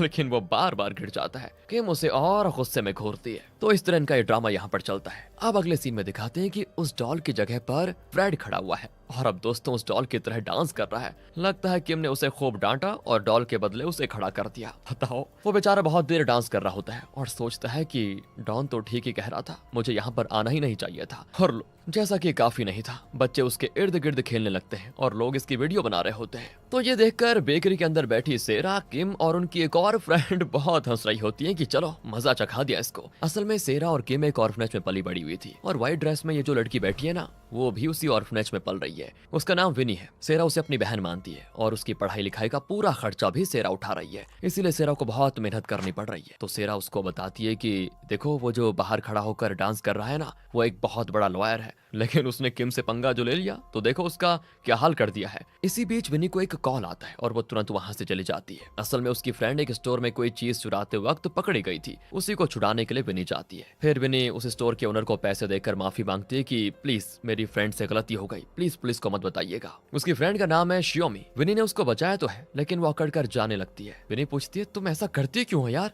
पर शियोमी कहती है तुम्हारी केयर करने के लिए तो सेरा है, लेकिन मेरा कौन है बताओ, इसीलिए मुझे सब करना पड़ गया। इतना ही नहीं, वो विनी से थोड़े पैसे भी लेकर चली जाती है। वैसे दोस्तों विनी को शियोमी बहुत पसंद है, इसीलिए वो उसकी बहुत केयर करती है। यहाँ फ्रेड एकदम मुंह लटका के बैठा होता है। उसके साथ हादसा जो हो गया था, अरे कौन सा हादसा? वही वहाँ खड़े रहने का। तो डॉन उसको दिलासा देता है और कहता है कि भाई मैंने पहले कहा था कि नीचे मत जाओ, पर तुम्हें तो अपनी माननी है ना, बहादुरी दिखानी है तुम्हें अपनी। इतने में सेरा दरवाजे पे आ जाती है तो डॉन दरवाजा खोलकर मुंह मोड़ कर चला जाता है। वो वैसे सेरा को ये दिखाना चाहता है कि वो उसे अवॉइड कर रहा है, पर सेरा की समझ नहीं आता कि ये ऐसा नाटक क्यों कर रहा है, इसे क्या हो गया। पर वो उसका पीछा नहीं छोड़ती। असल में वो 1 लाख वाला वो ड्रेस लौटाने के लिए आई थी जो डॉन ने उसे दिया था। वो कहती है कि ये बहुत ही महंगा है, इसे मैं अपने पास नहीं रखना चाहती, पर डॉन उसे लेने से इनकार कर देता है और अकड़कर कहता है कि सुनो, अगर तुम्हें नहीं चाहिए तो किसी और को दे दो या फिर फेंक दो इसको, मुझे क्यों लौटा रही हो? सीरा कहती है मैं किसी से मुफ्त की चीजें नहीं लेती, समझे? तुम्ही ने दिया था, अब तुम ही वापस ले लो बस। और तभी फ्रेड बीच में आकर कहता है कि अरे अरे इसमें लड़ने की क्या बात है, मेरे पास एक आइडिया है, तुम ये ड्रेस रख लो और बदले में हमारी मदद करो। हमें मिडा के उस ब्रेसलेट के बारे में पता चल चुका है, तो उसकी डिटेल्स का पता लगाने के लिए हम हॉस्पिटल जा रहे हैं। तो अगर तुम भी हमारे साथ इस केस में काम करोगी तो जल्द ही कातिल का पता लगा पाएंगे हम, और उस नेकलेस को भी ढूंढ लेंगे। बोलो डील मंजूर है क्या? इस तरह वो सेरा को मना कर ले जाता है। अब डॉन सोचता है कि मैं उससे इतना अकड़ कर बात कर रहा था और ये फ्रेड मुझे विलन बनाकर खुद हीरो बनकर निकल गया। वाह बेटा। पर वो भी उनके साथ जाता है दोस्तों। अब तीनों हॉस्पिटल पहुंच जाते हैं। फ्रेड वैसे अंदर तो नहीं जाता और बाहर से इनको इंस्ट्रक्शंस देने लगता है। फिर डॉन और सेरा अंदर जाते हैं तो वहाँ पुलिस पूछताछ कर रही होती है। तो असल में ये लोग जिस कातिल की तलाश कर रहे हैं उसी को पुलिस भी सस्पेक्ट करती है। उन्हें ये भी पता चल चुका था कि कातिल का एक बेटा है जिसका इलाज इसी हॉस्पिटल में हुआ था। तो सेरा तो एकदम चुप हो जाती है, क्योंकि अगर पुलिस ने उसको देख लिया तो वो उस पर शक करेंगे, क्योंकि उसने पहले से ही पुलिस को इस केस के बारे में इन्फॉर्मेशन दी थी। यहाँ पर एक सीनियर नर्स पुलिस को बताती है उस आदमी का बेटा यहाँ पर एडमिट हुआ था और उसका इलाज भी यहीं पर चल रहा था। असल में वो आदमी घर पर गेम खेला करता था और अपने बेटे को भी बहुत मारता था, और जब वो बच्चा यहाँ एडमिट हुआ तो उसकी ट्रीटमेंट के लिए बहुत लोगों ने डोनेट किया था। लेकिन वो आदमी बड़ा अजीब था, उन सारे पैसों को अपने लिए खर्च कर लेता था, और जब हमें पता चला तो हमने उसी वक्त पुलिस को इन्फॉर्म भी किया था। अब तो दोस्तों पुलिस को जरा यकीन हो जाता है कि जरूर उसी आदमी ने मिडा का कत्ल किया है। डॉन और सेरा उनकी सारी बातें सुन लेते हैं और वहां से चुपचाप निकल जाते हैं। अब हॉस्पिटल में बच्चों के खेलने का एक कमरा होता है। डॉन और सेरा वहां पर जाते हैं तो वहां कुछ फोटोज होती हैं जिसमें उस कातिल के बेटे के साथ एक औरत दिखती है दोस्तों। तो डॉन यहाँ पर उसकी एक फोटो खींचकर फ्रेड को भेजता है और कहता है कि सुनो, इसको चेक करो और बताओ कि ये मिडा है या फिर कोई और। वो कंफर्म भी कर देता है कि ये मिडा ही है। मतलब दोस्तों वो इस हॉस्पिटल में वॉलंटरी सर्विस करती थी। तो अब सवाल ये उठता है कि मिडा यहाँ सर्विस क्यों करने लगी, और खासकर उस कातिल के बेटे के साथ वो इतना क्लोज क्यों थी। इन्हें जल्दी से जल्दी ये सारी चीजें पता लगानी होगी, लेकिन उनके लिए इन्हें हॉस्पिटल में रहना होगा, तभी आगे की डिटेल्स पता चल पाएंगी। तो ये लोग एक प्लान बनाते हैं जिसमें सेरा को पेशेंट बनाकर यहाँ एडमिट करने का फैसला किया जाता है। लेकिन फ्रेड प्राइवेट रूम के बजाय एक शेयरिंग रूम बुक करता है जिसे 4 लोग शेयर करेंगे। अब डॉन भी गुस्सा करता है कि यार मेरे लिए वीआईपी रूम बुक करो, ये क्या कर रहे हो शेयरिंग वाला रूम। फ्रेड कहता है कि बेवकूफ, हम यहाँ पर पूछताछ करने आए हैं। अगर 4 लोग साथ रहेंगे तो उन सबसे हमें बहुत सारी इन्फॉर्मेशन मिल सकती है जो अल्टीमेटली हमारी इन्वेस्टिगेशन में काम आएगी। और कोई रास्ता न पाकर डॉन उस कमरे में जाता है। वहाँ सेरा को एडमिट किया होता है। अब दूसरे बेड से एक औरत आकर पूछती है कि आपको क्या तकलीफ हुई है, क्या आप पति पत्नी है? ये दोनों भी हाँ में जवाब देते हैं ताकि ये औरत बेकार के सवाल ना पूछ ले। पर वो चुप नहीं होती दोस्तों और कहती है कि अच्छा जरूर आपकी लव मैरिज हुई होगी है ना, तभी तो आप अपनी वाइफ की इतनी केयर कर रहे हैं। इस तरह वो चबर चबर करती जाती है। फिर उससे छुटकारा पाने के लिए सेरा कहती है कि बाथरूम कहाँ पर है, मुझे बाथरूम जाना है। पर डॉन वहीं पर खड़ा रहता है। तो वो औरत कहती है कि अरे अरे आप अपनी वाइफ को अकेले मत जाने देना, जाओ जाओ आप भी उसके साथ जाओ। क्या मुसीबत है यार। ये सोचकर डॉन मन ही मन अपना माथा पीट कर सेरा को बाथरूम लेकर जाता है। और इनके जाने के बाद दोस्तों सेरा के मोबाइल पे किम का कॉल आता है, लेकिन सेरा अपना मोबाइल बेड पर छोड़कर चली गई थी। और फिर क्या था, वो औरत कॉल अटेंड करती है और किम से कह देती है कि आपकी फ्रेंड को कोई बीमारी है, आप तुरंत हॉस्पिटल आ जाइए। ये कहने के साथ साथ वो इस हॉस्पिटल का नाम भी बता देती है। और वहाँ किम की तो हालत खराब कि क्या हो गया इसको, वो तुरंत हॉस्पिटल आ जाती है। इसी बीच डॉन और सेरा हॉस्पिटल में क्लू ढूंढने में लग जाते हैं। तब उन्हें पता चलता है कि यहाँ एक नर्स आई है और दिखने में जरा इनोसेंट भी लगती है। तो डॉन भी डॉक्टर का कोट पहनकर उससे पूछता है आज कौन कौन से केसेस आए हैं। और यहाँ पर एक छोटा लड़का एडमिट हुआ था ना, उसकी कंडीशन कैसी है? वो कहती है लड़का वो तो कब का डिस्चार्ज हो गया था, क्या आप नहीं जानते डॉक्टर? डॉन पूछता है कि उस बच्चे का इलाज किसने किया था। इस तरह वो बड़ी चालाकी से अपनी पूछताछ शुरू करता है, लेकिन इतने में एक सीनियर नर्स वहां पर आ जाती है और पूछती है कि अरे आप कौन है, मैंने पहले तो आपको कभी देखा नहीं यहाँ पर। तो डॉन एक आईडी दिखाकर कहता है कि सॉरी, मैं आपको सच बता देता हूँ, मैं पुलिस ऑफिसर हूँ और उस बच्चे के बारे में जानने आया हूँ। पर वो कहती है लेकिन अभी अभी तो पुलिस वाले पूछताछ करके गए हैं, अब आपको भी बताना पड़ेगा क्या बार बार? डॉन कहता है कि देखिए जवाब तो आपको देना ही पड़ेगा सिस्टर, आपके पास और कोई रास्ता भी नहीं है। और हाँ ठीक ठीक बताइएगा 8 तारीख की रात को आप कहाँ थी? तो नर्स अपना शेड्यूल चेक करके बताती है कि उस रात तो मैं नाइट शिफ्ट कर रही थी। अब डॉन को नर्स से इतनी देर बात करता हुआ देखकर सेरा की रूममेट उसको अलग में ले जाकर कहती है कि तुम्हारा पति ठीक नहीं है, देखो देखो तुम्हें छोड़कर उस सीनियर नर्स के साथ गप्पे लड़ा रहा है। देखो तुम्हें पता है 2 महीने पहले एक आदमी अपने छोटे बच्चे को यहाँ एडमिट करने आया था, पर अपने बेटे का ख्याल रखने के बजाय वो हमेशा सीनियर नर्स से बात करता रहता था। कुछ भी हो तुम अपने पति को अपने साथ गांठ बांध कर रख लो, वरना वो तुम्हें छोड़ देगा। अब सेरा को दोस्तों उस नर्स पर जरा शक होने लग जाता है। इसी बीच किम हॉस्पिटल में आ जाती है अपने दोस्त को देखने के लिए,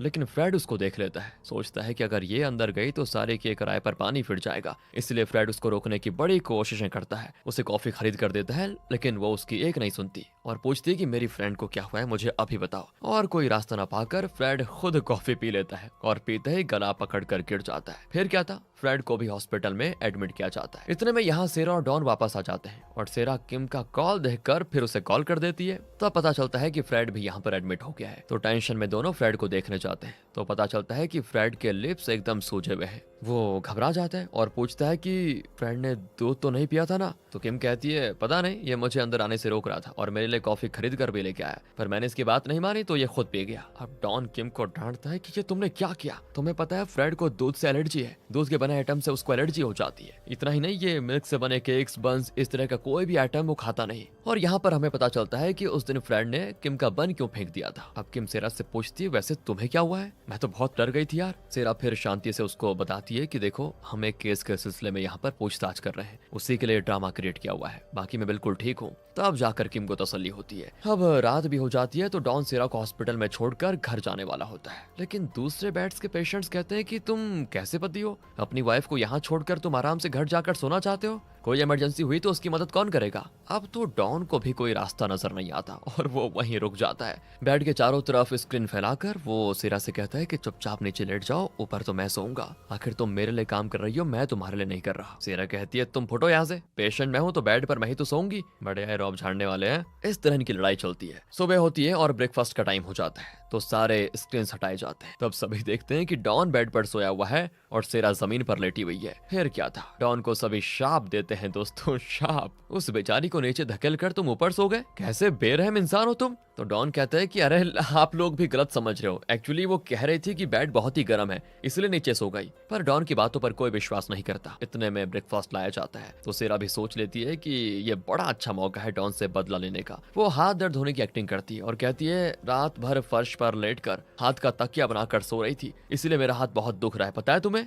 अब बाकी लोगों का क्या था दोस्तों, वो डॉन पर चिल्लाते हैं कि कम से कम उसको खाना तो खिला दो, पता नहीं तुम जैसे आदमी शादी क्यों करते हो। डॉन को वैसे गुस्सा तो बहुत आता है लेकिन वो दिखा नहीं सकता और चुपचाप सेरा को खाना खिलाने में लग जाता है। फिर वो बाहर आता है तो उसका सेक्रेटरी उसको देख लेता है। डॉन उसे गुस्से में वहां से भगाने लगता है, लेकिन वो कहता है कि बॉस आप यहाँ पर कर क्या रहे हैं, आपकी तबीयत को क्या हुआ है, कुछ हुआ है क्या? पर इतने में सेरा वहां पर आती है और ये क्या दोस्तों, डॉन झट से उसको गले लगा लेता है। अब सेक्रेटरी सोचता है कि ये मेरा बॉस नहीं हो सकता, अपना बॉस तो एक नंबर का खड़ूस है, वो किसी लड़की को गले नहीं लगाता, मुझे गलतफहमी हो गई है शायद। ये सोचकर वो चला जाता है दोस्तों। अब डॉन फ्रेड से कहता है कि हमें उस सीनियर नर्स पर शक है, तुम उसकी कार चेक करो। फ्रेड उसकी कार चेक करता है तो उसमें एक सूटकेस होता है और ये वही सूटकेस है जिसे वो कातिल मिडा के घर से बाहर लेकर जा रहा था। अब इन्हें यकीन हो गया है कि कातिल और सीनियर नर्स के बीच पक्का कोई ना कोई कनेक्शन तो है। वो उसे फॉलो करने लगते हैं। वो नर्स ड्यूटी के बाद लैंडलाइन से किसी को कॉल करती है, लेकिन सेरा अपने सुपर पावर से देख लेती है कि वो कौन कौन से नंबर डायल कर रही है। उसके जाने के बाद वो उसी नंबर को डायल करते हैं तो कोई नाम सुनकर चौंक जाते हैं। फिर वो उस नर्स के सामने जाते हैं और वही नाम दोहराते भी हैं, जिसको सुनकर वो घबरा कर वहां से भाग जाती है। लेकिन ये दोनों उसको चेस करते हैं तो वो भी जल्दी से किसी स्टोरेज रूम में छुप जाती है। अब डॉन और सेरा अलग होकर उसको ढूंढने में लगे होते हैं। सेरा भी अपने सुपर पावर से उस नर्स का पता लगा लेती है और उस कमरे के अंदर जाती है। है, लेकिन वहाँ पे नर्स ने बेहोशी का इंजेक्शन तैयार करके रखा हुआ था और वो झट से सेरा को इंजेक्शन लगा देती है। सेरा बेहोश।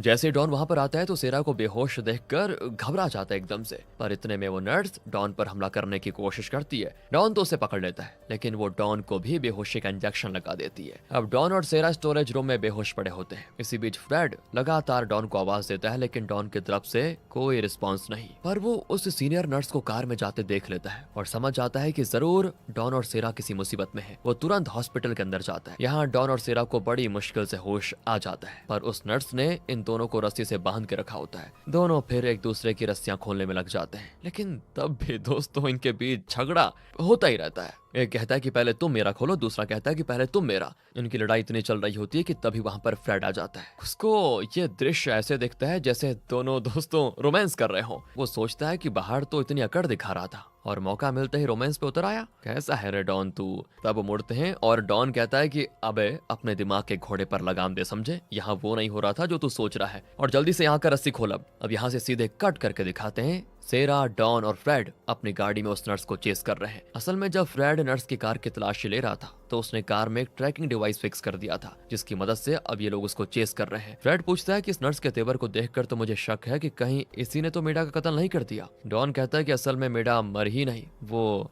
जिंदा है। ये कैसा ट्विस्ट है यार। और यहाँ फ्लैशबैक में दिखाते हैं कि नर्स ने जाने से पहले एक नंबर को कॉल किया था। जब डॉन और सेरा ने उसी नंबर को डायल किया तो उस तरफ से एक औरत की आवाज आई जिसका नाम मिडा था। मतलब सीनियर नर्स ने मिडा से ही बात की थी। इतने में नर्स की कार सामने आ जाती है। डॉन तो स्टीयरिंग को कुछ इस तरह घुमाता है कि इनका जो वैन होता है कार के रास्ते को बिल्कुल ब्लॉक कर जाता है। अब डॉन थोड़े स्टाइल में नीचे उतरता है और उस कार के पास पहुंच जाता है। ड्राइवर सीट पर सीनियर नर्स, पीछे की सीट पर मिडा और वो छोटा लड़का बैठे होते हैं, यानी उसी आदमी का बेटा। का पीछा करने लगे तो उन्हें पता चला कि मिडा जिंदा है। दूसरी ओर पुलिस ऑफिसर्स भी कातिल के पीछे पड़े हुए हैं और पूछताछ के दौरान वो पता लगा लेते हैं कि कातिल कहाँ पर है। यहाँ मिडा डॉन, सेरा और फ्रेड को उस घर में लेकर जाती है जहाँ मिडा फिलहाल छुप के रह रही है। अब सेरा पूछती है कि तुमने अपने कत्ल का ये ड्रामा क्यों किया, बताओ, और तुम्हें इस बच्चे से इतना लगाव क्यों है? तभी डॉन कहता है कि ये इसी का बेटा होगा, वरना ये इसकी इतनी केयर क्यों करती। तब मिडा भी कहती है कि हाँ ये मेरा बेटा है। और यहाँ दोस्तों फ्लैशबैक में दिखाते हैं कि मिडा उस हॉस्पिटल में वॉलंटरी सर्विस कर रही थी और तब उसने इस लड़के को देखा था। बोर्ड पर उसका नाम लिखा था, जिसे पढ़कर मिडा के अंदर कोई फीलिंग्स जागने लगी, क्योंकि उसने सोच रखा था कि जब उसका बच्चा होगा तो वो उसे यही नाम देगी। तब ये नर्स वहाँ पर आई, जिसको देखकर मिडा को याद आया कि 7 साल पहले जब मिडा प्रेग्नेंट थी तो इसी नर्स ने उसका चेकअप किया था। मिडा का वैसे एक बॉयफ्रेंड था, लेकिन मिडा ने उससे ब्रेकअप कर लिया था। पर उसके बाद पता चला कि बॉयफ्रेंड की वजह से मिडा प्रेग्नेंट हो गई है। जब वो नर्स से पूछती है कि आप यहाँ पर क्या कर रही है, तो नर्स ने उसे बताया था कि 7 साल पहले जब तुम्हारा बच्चा पैदा हुआ तो तुम्हारे बॉयफ्रेंड ने मुझे पैसे दिए और तुमसे झूठ बोलने को कहा कि तुम्हारा बच्चा मरा हुआ पैदा हुआ। मैंने भी पैसों के लालच में तुमसे झूठ बोला। और दोस्तों फिर मिडा के बॉयफ्रेंड ने उस बच्चे को किसी अनाथ आश्रम में छोड़ दिया। जब आश्रम वालों ने बच्चे का नाम पूछा तो बॉयफ्रेंड ने वही नाम बताया जो मिडा अपने बेटे को देना चाहती थी। ये जानकर मिडा बहुत ही इमोशनल हुई जब उसे ये बात पता चली, और तब उसने फैसला किया कि वो अपने बेटे को अपने साथ लेकर जाएगी। लेकिन उस बच्चे को किसी ने गोद ले लिया था। गोद लेने वाला कोई और नहीं, वही आदमी था जिसे ये लोग मिडा का कातिल समझ रहे हैं। और वो आदमी तो इस बच्चे को बहुत मारता भी था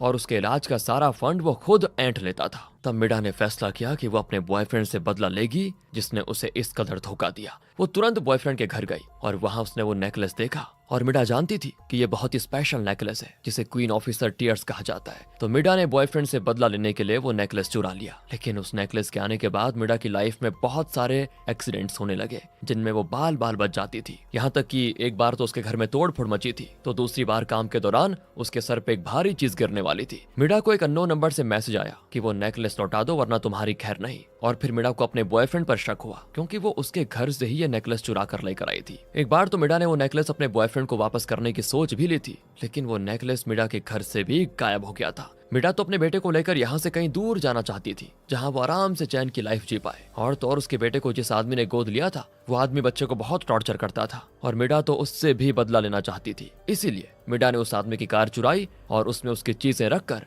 मिडा अपने घर आ गई। उसके बाद उसने अपने घर में ऐसी सेटिंग की जैसे कि उसका कत्ल हुआ हो। फिर उस आदमी की तरह ड्रेस पहनकर वो वहां से बच निकली, और जैसा वो चाहती थी पुलिस को भी उस आदमी पर शक हुआ। और जहां से पुलिस ऑफिसर्स ने उस आदमी को पकड़ा वहां पर मिडा ने ही उसे बांध के रखा हुआ था ताकि वो कहीं बच के ना निकल पाए। इस तरह दोस्तों मिडा ने अपने बेटे की खातिर एकदम पक्का प्लान बनाकर उसे बखूबी एग्जीक्यूट किया था। अब डॉन कहता है कि चलो जो तुमने बताया उसके लिए वाओ, पर मुझे तुम्हारी कहानी में ज्यादा इंटरेस्ट नहीं है। मुझे बस ये जानना है कि वो नेकलेस कहाँ है और तुम्हारा बॉयफ्रेंड कौन है, ये बताओ। पर मिडा उसे कुछ नहीं बताना चाहती और कहती है कि मेरे बेटे को दिल की बीमारी है और उसकी ट्रीटमेंट के लिए मुझे फ्लाइट से कहीं और जाना है। अगर मैं वक्त पर नहीं पहुंची तो मुसीबत हो जाएगी। प्लीज इस वक्त मुझे जाने दो। जब मेरे बेटे का ऑपरेशन हो जाएगा तो मैं तुम्हें सब सच बता दूंगी। ये कहते कहते वो रोने भी लगती है। तभी दोस्तों वो बच्चा कहता है कि आप मेरी आंटी को रुला क्यों रहे हो, वो बहुत अच्छी है। वो बेचारा बहुत ही परेशान दिखता है, लेकिन डॉन तो जिद पकड़ लेता है कि जब तक तुम मुझे अपने बॉयफ्रेंड के बारे में नहीं बताओगी मैं तुम्हें जाने नहीं दूंगा। सेरा से मिडा का दर्द देखा नहीं जाता और वो डॉन को दूसरे कमरे में ले जाकर कहती है कि छोड़ दो उसको यार,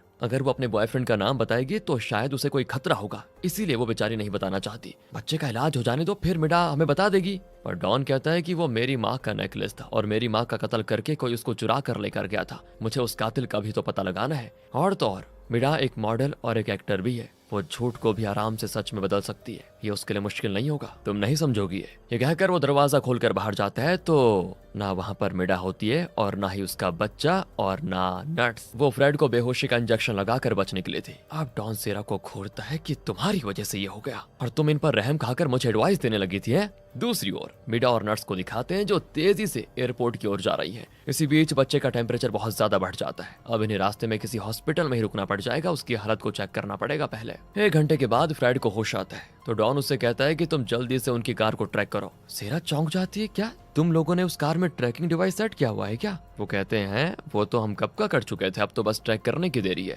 ये कहकर फ्रेड उसको ट्रैक करता है तो पता चल जाता है कि वो रास्ते में हॉस्पिटल में रुके हैं। फिर क्या था दोस्तों, तीनों निकल पड़ते हैं हॉस्पिटल में। हम मिडा चौंक जाती है कि इन्हें कैसे पता चला कि हम यहाँ पर रुके हैं। डॉन कहता है कि देखो आराम से, अब भागने से कोई फायदा नहीं होगा, तुम मुझे एक एक करके सारी डिटेल्स बता दो बस। और वैसे भी तुम एयरपोर्ट टाइम पे नहीं पहुंच पाओगी और ना ही इस बच्चे का ऑपरेशन होगा। मिडा रोने लगती है कि अगर वक्त पे इसका ऑपरेशन नहीं हुआ तो मेरा बच्चा जिंदा नहीं बचेगा। और तब एक हेलीकॉप्टर की आवाज आती है। ये असल में डॉन का हेलीकॉप्टर है। वो कहता है कि इससे पहले मैं अपना इरादा बदल लूं, तुम मेरे हेलीकॉप्टर में एयरपोर्ट पहुंच जाओ। अगर तुम कार में जाओगे तो एयरपोर्ट पहुंचने में 2 घंटे लग जाएंगे और तुम अपनी फ्लाइट मिस कर दोगी। पर एक बात याद रखना, जब तुम लौटोगी तो मुझे उस नेकलेस और अपने बॉयफ्रेंड के बारे में सारी डिटेल्स दे देना। वो भी निकल जाती है, लेकिन उसका बेटा डॉन से कहता है कि आपकी मदद के लिए बहुत बहुत थैंक्स अंकल। डॉन भी चिढ़ जाता है कि अबे मैं अंकल दिखता हूँ क्या तुम्हें? इस पर सिर और फ्रेड हंस पड़ते हैं। तब मिडा वापस आकर डॉन को एक नाम बताकर चली जाती है। लगता है अगर वो डॉन को कुछ ज्यादा बताएगी तो उसकी जान को खतरा हो सकता है, इसलिए वो ज्यादा कुछ तो नहीं बताती। पर अब उसने डॉन को एक नाम बताया है। उनके जाने के बाद डॉन सेरा को एक पेंटिंग देता है जो उस बच्चे ने बनाई थी। वो कहता है कि इसे तुम अपने उस पुलिस ऑफिसर फ्रेंड को दे देना जरा। और दोस्तों वहाँ पुलिस ऑफिसर उस सस्पेंडेड कातिल से पूछताछ कर रहा होता है कि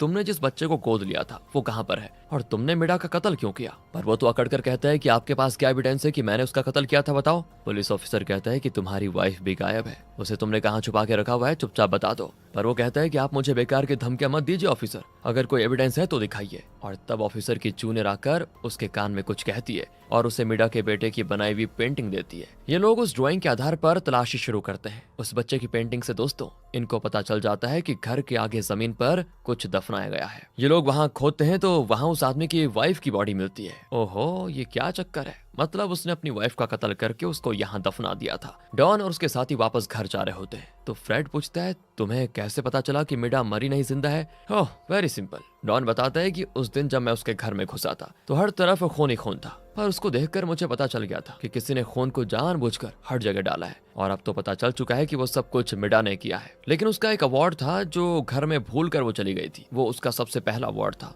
इसीलिए वो उसके लिए बहुत अहमियत रखता था। वो उसे लेने के लिए वापस आई थी और तब फंस गई। इस तरह मैंने उसकी पूरी चाल केस कर ली थी। फिर तीनों घर आ जाते हैं। डॉन सेरा से कहता है कि अब तुम्हारा काम खत्म हुआ, हमें तुम्हारी मदद की अब कोई जरूरत नहीं है, और हाँ जो कुछ हुआ उसके बारे में किसी को कुछ मत बताना। वो भी कहती नहीं बताऊंगी। ये कहकर वो चली जाती है। अब फ्रेड देखता है कि वो अपना ड्रेस गाड़ी में छोड़कर चली गई। वहाँ सेरा बहुत ही गिल्टी फील करती है क्योंकि डॉन तो अपनी माँ के नेकलेस के लिए इन्वेस्टिगेशन कर रहा था, लेकिन सेरा ने न जाने उसे क्या क्या कह दिया। सेरा को लगा कि वो पैसे वाला है और अपना रौब दिखा रहा था, लेकिन ऐसा नहीं था। अब उसे डॉन पर गुस्सा नहीं आता, पर तभी उसको याद आता है कि उसने डॉन के लिए इतना काम किया और उसके बदले में उसे जो ड्रेस मिलना चाहिए था वो गाड़ी में भूल आई है। वो नीचे जाती है तो गाड़ी बंद होती है। तो वो गाड़ी की चाबी मांगने के लिए फ्रेड के घर पर जाती है, पर वहाँ पर कोई होता ही नहीं। लेकिन सेरा उस सीक्रेट दरवाजे वाले कमरे को देखती है जिसके जरिए डॉन के ऑफिस पहुंचा जा सकता है। सेरा उसमें एंटर कर जाती है तो वहाँ पे दोस्तों ढेर सारे बुक्स रखे होते हैं। सेरा बिल्कुल हैरान रह जाती है कि बड़ी अजीब जगह लग रही है। वैसे मूवीज में इस तरह रखे बुक्स को जब कोई हटाता है तो कहीं कोई सीक्रेट डोर खुलता है। ये सारी बातें सोचकर सेरा एक एक करके हर बुक को हटाकर देखती है और दोस्तों एक बुक को हटाते हुए सच में सीक्रेट दरवाजा खुल जाता है। वो तो बौखला जाती है लेकिन बड़ी उतावली भी होती है कि जगह कैसी है ये। वो लिफ्ट में चढ़कर नीचे जाती है तो वहाँ एक सीक्रेट अड्डा होता है। मतलब ये दोनों शातिर बहुत प्लानिंग के साथ यहाँ पर काम कर रहे हैं। यही सोचकर सेरा बहुत आगे बढ़ जाती है। वहाँ डॉन की फैमिली फोटोज होती हैं। दूसरी ओर डॉन वर्कआउट कर रहा होता है और फिर बाहर निकलता है तो वहाँ पर सेरा का वो ड्रेस पड़ा होता है जो उसने गाड़ी में छोड़ दिया था। एक्चुअली फ्रेड उसे उठाकर यहाँ पर लेकर आया था। अब उसकी आहट सुनकर सेरा सीढ़ियों के नीचे छुप जाती है। डॉन भी सेरा को दिया हुआ वो ड्रेस निकाल कर कहता है कि इस ड्रेस में क्या कमी थी जो वो इसको लौटाना चाहती थी, मैं जरा खुद पहन कर देखता हूँ। ये कहकर वो उसको पहनने लग जाता है। लेकिन दोस्तों तभी उसकी नजर पड़ती है सेरा पर जो डॉन को देख रही थी और यहाँ डॉन को बहुत शर्म आ जाती है कि इसने मुझे इस तरह देख लिया। सेरा कहती है तुम इतने टेंस्ड क्यों होते हो, मैं बुरा नहीं मानूंगी, कोई बात नहीं। पर डॉन गुस्सा हो जाता है और पूछता है कि तुम पहले ये बताओ यहाँ आई कैसे। इतने में फ्रेड अंदर आ जाता है और कहता है कि यार बिना शर्ट की लड़की के सामने खड़ा है तू, शर्म नहीं आती, ये ले मेरा कोट पहन ले। सेरा कहती मुझे नहीं पता था कि अंडरग्राउंड में तुम्हारा इतना बड़ा अड्डा है, मैं तो बस अपना ड्रेस लेने के लिए वापस आई थी, पर तुम लोग फिक्र मत करना, मैं इस बारे में किसी को नहीं बताऊंगी। ये कहकर वो अपना ड्रेस लेकर चली जाती है। अब फ्रेड उसको कहता है कि यार तू इस लड़की को यहाँ लेकर क्यों आया। डॉन भी चिढ़ जाता है कि मैंने उसको नहीं बुलाया था, तू तो खुद उसे हमारी टीम में शामिल करना चाहता था ना, याद है, बढ़ाया मुझसे सवाल करने वाला। यहाँ दोस्तों किम सेरा से पूछती है क्या उन्होंने ये ड्रेस तुम्हें दे दिया है या तुम चुरा कर लेकर आई हो। लेकिन अब सेरा तो इन्वेस्टिगेशन के बारे में किसी को कुछ नहीं बता सकती। तो वो कहती है हाँ मैंने उनके काम में मदद की और उसके बदले मुझे ड्रेस मिल गया, मैं कल ही इसको बेचने वाली हूँ, इससे हमें बहुत सारे पैसे मिल जाएंगे। अब यहाँ दिखाते हैं फ्रेड को। वो पूछता है कि मिडा ने जाने से पहले तुमसे कहा क्या था, वो नाम क्या बोला था। डॉन बताता है कि उसने कहा था कि तुम कैनेथ से सावधान रहना, और कैनेथ कोई और नहीं है, वही आदमी है जिसने उस क्लब में सेरा का हाथ पकड़ा था उसी समय जब वो मॉडल के भेस में वहां पर गई थी। इतना ही नहीं दोस्तों, ये जो कैनेथ है ना, ये डॉन की कंपनी में काम करता है और वो डॉन की पोजीशन छीनकर खुद सीईओ बनना चाहता है। अब इन्हें समझ आ जाता है कि जरूर उसका भी इस नेकलेस के साथ कोई कनेक्शन है। और वहां तो सेरा को दोस्तों डॉन का ही ख्याल आता रहता है और वो सो नहीं पाती। डॉन ने जो उसकी ड्रेस पहनी और सेरा को देखकर वो कितना नर्वस हो गया था, ये सब उसको याद आ जाता है। सेरा ने वहां डॉन की माँ की जो फोटो देखी थी, उसे लगता है कि शायद उसने डॉन की माँ को कहीं देखा तो है। और तब उसे याद आता है कि जब मैं छोटी थी तो एक ऑर्फनेज में पल रही थी और तब डॉन की माँ वहाँ एक दिन आई थी, लेकिन अचानक किसी ने उनका कत्ल कर दिया था, ऐसा मुझे लगा उस समय। ये सारी चीजें जो उसने अभी देखी उसे बहुत ही धुंधले दृश्य में दिखता है, उसे वैसे ज्यादा कुछ याद नहीं रहता। अगले दिन डॉन ऑफिस जाकर एक प्रोजेक्ट मैनेजर से प्रोजेक्ट रिपोर्ट मांगता है, लेकिन उस रिपोर्ट को देखकर डॉन पूछता है कि ये रिपोर्ट तुमने बनाई है या फिर किसी और ने। असल में मैनेजर उस रिपोर्ट की ज्यादा डिटेल्स नहीं जानता था, इसीलिए डॉन ये सवाल करता है। वो कहता है कि सर मेरी टीम ने इसको तैयार किया है, अगर टीम ने तैयार किया है तो तुम अपनी टीम को क्यों नहीं लेकर आए। और तब कैनेथ वहां पर आता है और अकड़कर कहता है कि ये प्रोजेक्ट मैं कर रहा हूँ, इसमें तुम्हें दखल देने की जरूरत नहीं है। और जैसा कि हम जानते हैं कि इसे डॉन से चिढ़ है और ये किसी तरह डॉन को सीईओ की पोजीशन से हटाकर खुद सीईओ बनना चाहता है। डॉन उसके साथ यहाँ बहस तो नहीं करता और बाहर निकल जाता है, पर कैनेथ मैनेजर से कहता है कि तुम मेरे लिए काम करते हो, समझे, तुम्हें डॉन को जवाब देने की जरूरत नहीं है। लेकिन इनकी ये बातें डॉन का सेक्रेटरी सुन लेता है। तब डॉन वहां कर पूछता है कि क्या तुम्हें भी इनके रवैये में कुछ गलत लग रहा है। सेक्रेटरी भी चौंक कर मुड़ता है और कहता है कि हाँ सर, मुझे तो ऐसा ही लग रहा है। डॉन कहता है तुम्हारी तबीयत कैसी है। सेक्रेटरी तो डांस जैसा कुछ करते हुए कहता है कि सर मैं तो बहुत बढ़िया हूँ, देखिए मैं कुछ भी कर सकता हूँ, नाच भी सकता हूँ, वैसे आपकी तबीयत कैसी है। मुझे लगा मैंने आपको रिसेंटली हॉस्पिटल में देखा था। दोस्तों जब डॉन अपनी इन्वेस्टिगेशन के सिलसिले में हॉस्पिटल गया था तो आपको याद होगा कि सेक्रेटरी ने उसको देख लिया था, लेकिन वो श्योर नहीं था कि ये वाकई में डॉन है या फिर नहीं। पर डॉन तो उसकी बात टालते हुए कहता है कि अरे काम वैसा का वैसा पड़ा हुआ है, जाओ जाकर उसे खत्म करो। यहाँ से सीधे फ्रेड को दिखाते जो ऑफिस लौट रहा होता है। तब किम उसको एक बंद देकर कहती है डरिए मत, इसमें मिल्क जरा भी नहीं है, इससे आपको कोई एलर्जी नहीं होगी। अचानक वो बड़ी खुश होकर कहती है अरे आप आ गए। फ्रेड भी चौंक जाता है कि इसको मुझे देखकर इतना प्यार क्यों आ रहा है, इतनी एक्साइटेड क्यों है ये मेरे लिए। लेकिन वो फ्रेड को साइड में हटाकर आगे भागती है जहां पुलिस ऑफिसर आया होता है। असल में किम को इस ऑफिसर पर थोड़ा क्रश है। ये जानकर फ्रेड उदास हो जाता है कि यार धोखा खा गया मैं। ओह, ये मेरे लिए नहीं बल्कि इस ऑफिसर के लिए इतनी एक्साइटेड थी। असल में दोस्तों ये ऑफिसर भी उसी ऑर्फनेज में पला बड़ा था जहाँ सेरा पली बड़ी हुई थी। वो सेरा से मिलने आया था और पूछता है कि वो कहाँ पर है। किम कहती है वो तो ड्रेस बेचने गई है। पुलिस ऑफिसर चौंक जाता है कि क्या वो ड्रेस भी बेचने लग गई है अब। पर बड़ी मुश्किल से किम उस टॉपिक को चेंज करके कुछ और बात कर देती है और तब सेरा वहां पर आती है। बड़ी खुश लगती है, ड्रेस बेचकर पैसे जो मिल गए थे। लेकिन ऑफिसर को देखकर वो पैसे छुपाने की कोशिश करती है, पर ऑफिसर को तो पता चल जाता है। फिर वो अकेले में सेरा से उन पैसों के बारे में पूछता है तो वो कहती है मैं पार्ट टाइम ड्रेस बेचने का काम करती हूँ, उसी में ये पैसे मिले हैं मुझे। ऑफिसर कहता है कि देखो तुम बेवजह किसी मुसीबत में मत पड़ना, वैसे भी तुम्हारे सुपर पावर की वजह से तुम पर किसी को भी शक हो सकता है। दोस्तों ऑफिसर को शक है कि मिडा के कत्ल वाले केस में सेरा कोई इन्वेस्टिगेशन कर रही है, इसीलिए वो पूछता है कि उस हॉस्पिटल में कभी तुम गई थी क्या। सेरा चौंक जाती है क्योंकि वो डॉन के साथ इन्वेस्टिगेट करने के लिए उस हॉस्पिटल में एडमिट हुई थी। पर यहाँ वो ऑफिसर से झूठ कहती है, नहीं मैंने तो उस हॉस्पिटल का नाम तक नहीं सुना है, कहाँ पर है वैसे वो हॉस्पिटल। खैर वो छोड़ो, लेकिन तुम्हें याद है क्या बचपन में एक अमीर औरत ऑर्फनेज आई थी। दोस्तों यहाँ पर सेरा डॉन के माँ के बारे में जानना चाहती है, इसीलिए वो पूछ रही है। पर ऑफिसर कहता है मुझे तो ऐसा कुछ याद नहीं है। ये कहने के बाद वो चला जाता है। पर उसकी जूनियर पूछती है आप यहाँ पर आए क्यों थे। ऑफिसर कहता है कि मुझे शक था कि मेरे अलावा उस केस को कोई और भी इन्वेस्टिगेट कर रहा है, इसीलिए अपना शक दूर करने के लिए मैं सेरा से मिलने गया था। दूसरी ओर सेरा की दोस्तों मुंह बोली बहन विनी फ्रेड के ऑफिस में आती है और कहती है सेरा ने कहा था आप बहुत ही काबिल लॉयर है, इसीलिए मैं आपसे बात करने आई हूँ। अब फ्रेड के तो एकदम से पर निकल आते हैं क्योंकि उसने एक्सपेक्ट नहीं किया था कि सेरा उसकी तारीफ करेगी। वो बड़ा खुश होकर विनी को कुर्सी पर बैठाता है। वो फ्रेड को कुछ बताती है लेकिन फिलहाल ये दिखाया नहीं जाता कि उसने क्या कहा। बात करने के बाद फ्रेड विनी को नीचे तक छोड़ जाता है। किम सोचती है कि विनी यहाँ कर क्या रही थी। अब फ्रेड तो डॉन के आगे अपना डंका बजाने लग जाता है कि तुम्हें पता है सेरा ने मेरे बारे में क्या कहा। उसने कहा कि फ्रेड बहुत ही काबिल लॉयर है, उसने मेरी महानता लोगों के सामने बताई, इसलिए उसने मेरे पास एक क्लाइंट भी भेजी थी पता है। डॉन कहता है कि यार देख इतना उछल कूद अच्छा नहीं होता, समझे। कुछ दिन पहले उसने तुम्हें जोकर भी कहा था, याद नहीं है वो। और फिर दोनों नीचे अपने अड्डे पे आ जाते हैं। डॉन कहता है कि मुझे उस कैनेथ पर शक है यार, वो जरूर कुछ गलत कर रहा है। फ्रेड कहता है ठीक है उसे भी इन्वेस्टिगेट कर लेते हैं, दिक्कत क्या है। और मुझे लगता है इस काम में भी हमको सेरा की मदद लेनी होगी, उसके पास तो सुपर पावर भी है। पर क्या है ना, डॉन दोबारा सेरा को अपने मामले में लेकर आना ही नहीं चाहता और कहता है कि चल सोच के बताऊंगा। पर वो सेरा को कॉल करके कहता है कि मैं तुम्हें फिर हायर करना चाहता हूँ, एक और केस आ गया है। सेरा कहती है अच्छा, पर किसी महान सीईओ ने तो कहा था कि उसे मेरी मदद की जरूरत नहीं है, उसका क्या। अब डॉन भी गुस्से में कहता है कि तुम कहना क्या चाहती हो, मेरे साथ काम नहीं करोगी क्या। सेरा कहती है अगर मैं मना कर दूं तो क्या तुम मान जाओगे। अब डॉन दुविधा में पड़ जाता है कि इसका मैं करूं क्या, जवाब क्या दूं। वो कहता है मुझे पता है तुम जरूर आओगी, इस केस में तुम्हारी बहुत सख्त जरूरत है मुझे, प्लीज। हाँ ये हुई ना बात, अब रास्ते पे आ गया ना मिस्टर सीईओ। ये कहकर सेरा हंसकर कॉल काट देती है। डॉन भी बड़बड़ाने लग जाता है कि कैसा टाइम आ गया है, मुझे इससे विनती करनी पड़ रही है। सेरा हंसी रोक नहीं पाती और किम से कहती है कि मुझे फिर काम आ गया यार। अगले दिन डॉन ऑफिस में वेट कर रहा होता है लेकिन सेरा अभी तक आई नहीं। वो फ्रेड से कहता है कि ये लड़की ना बड़ी गैर जिम्मेदार है, पहले दिन लेट आने वाली है। फ्रेड कहता है मैं कॉल करता हूँ उसको, रुको जरा। डॉन कहता है तुम रुको, मैं खुद कॉल करता हूँ उसको। फिर दोस्तों एक ही रिंग में सेरा उसका कॉल काट देती है कॉल। भाई डॉन का तो ईगो तहस नहस हो जाता है कि इसकी इतनी हिम्मत मेरा कॉल काट रही है। लेकिन तब वो सीसीटीवी पर देखते हैं कि सेरा टेंशन में कहीं भाग रही है। वो तुरंत नीचे आकर किम से पूछते हैं तो वो बताती है उसको एक कॉल आया था और वो जल्दी जल्दी निकल गई, पता नहीं किसका कॉल था। कहकर वो खुद भी सेरा को कॉल करती है पर सेरा उसकी भी कॉल काट देती है। अब किम कहती है कि वो जरूर उसकी मुंह बोली बहन विनी के सिलसिले में गई होगी, आप उसके ऑर्फनेज में जाकर पूछताछ करेंगे तो शायद कुछ पता चल जाएगा। दोनों तुरंत ऑर्फनेज जाते हैं पर उन्हें बताया जाता है कि सेरा वहां पर नहीं आई। लेकिन वहां की फोटोज देखकर डॉन समझ जाता है कि सेरा और वो पुलिस ऑफिसर यहाँ पले बड़े हुए थे। फिर वो वार्डन की परमिशन लेकर विनी का कमरा चेक करने लगते हैं तो वहां पर कुछ टैबलेट्स मिलती हैं। असल में विनी की बेस्ट फ्रेंड और रूममेट श्योमी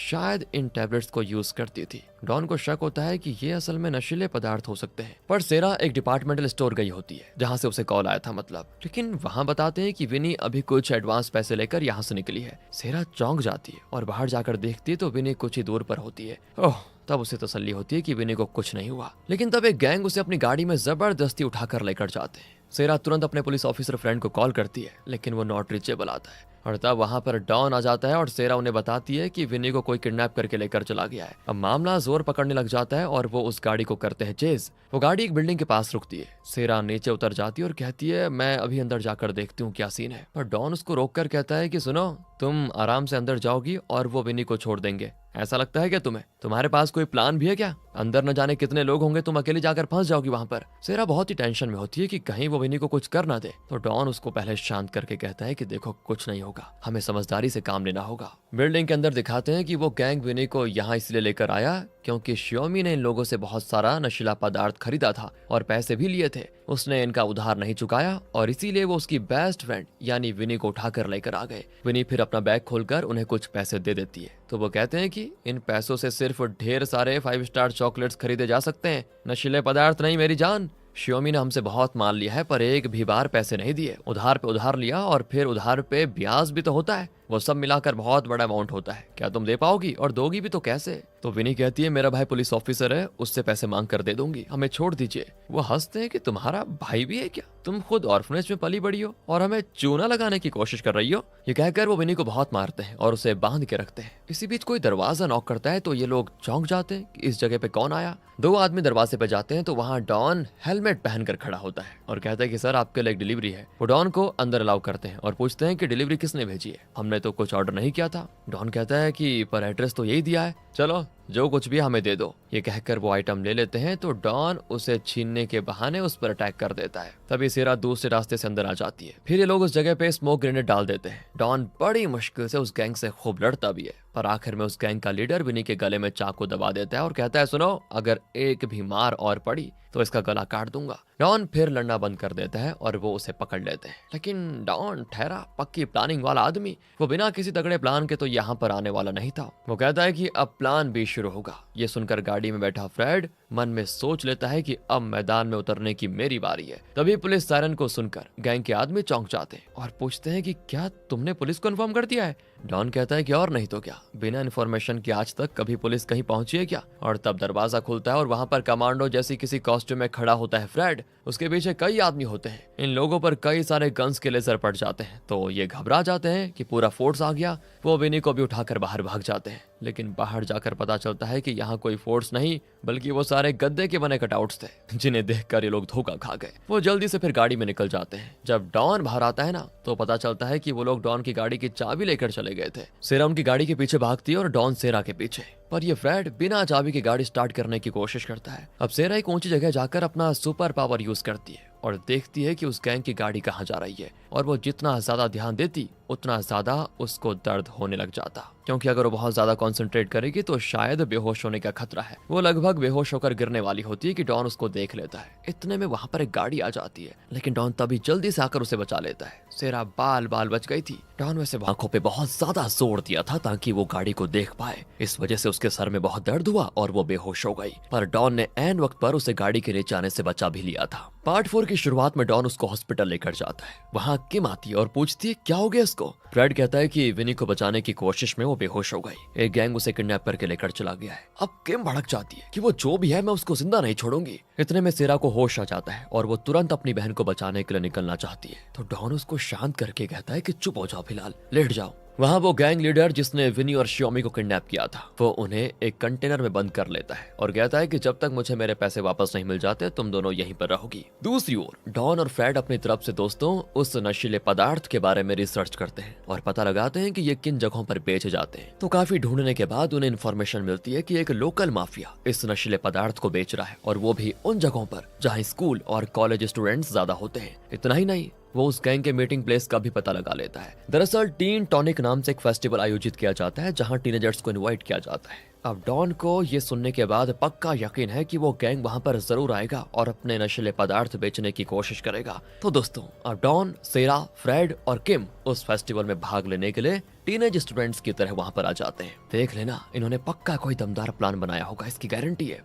वहां पर पार्टी चल रही होती है तो किम डांस करने लगती है। सेरा उसको डांटती है, ये क्या कर रही हो तुम, हम यहाँ पर डांस करने थोड़ी आए। पर वो कहती है कि माहौल में समा जाओ मेरी जान, वरना लोग हम पर शक करेंगे। दूसरी ओर डॉन वहाँ एक लड़के के साथ जुआ खेलने लग जाता है और जानबूझकर हारता है। तो हारते हारते वो उस लड़के से पूछता है कि यार माल मिलेगा कहीं यहाँ पर, मुझे तो माल के बिना यार खेलने का मूड ही नहीं है। दूसरी ओर फ्रेड और किम नशीले पदार्थ बेचने वालों की एक्टिंग कर रहे होते हैं और कुछ टैबलेट्स बेचने लग जाते हैं जो कि नशीला पदार्थ नहीं कुछ और ही होता है। इनका प्लान यह है कि इन्हें टैबलेट्स बेचते देखकर असली गैंग इनसे जरूर लड़ेगा और तब वो उनको पकड़ लेंगे। तो वो डॉन के पास जाकर भी टैबलेट्स बेचने लग जाते हैं। तो पीछे से एक आवाज आती है, हमारे अड्डे पे तुम कौन होते हो माल बेचने वाले हैं? और दोस्तों ये वही गैंग है जिसने विनी और शियोमी को किडनैप किया था। इस पर फ्रेड तो अकड़कर पूछता है कि पहले ये बताओ तुम कौन हो। डॉन उस गैंग को साइड में हटाकर फ्रेड से टैबलेट्स खरीदता है, लेकिन उसे गैंग लीडर छीन कर मुंह में डाल देता है और कहता है कि ये नकली माल है, असली तो हमारे पास है, मेरे पास। डॉन कहता है कि मुझे जल्दी माल दो, जल्दी दो।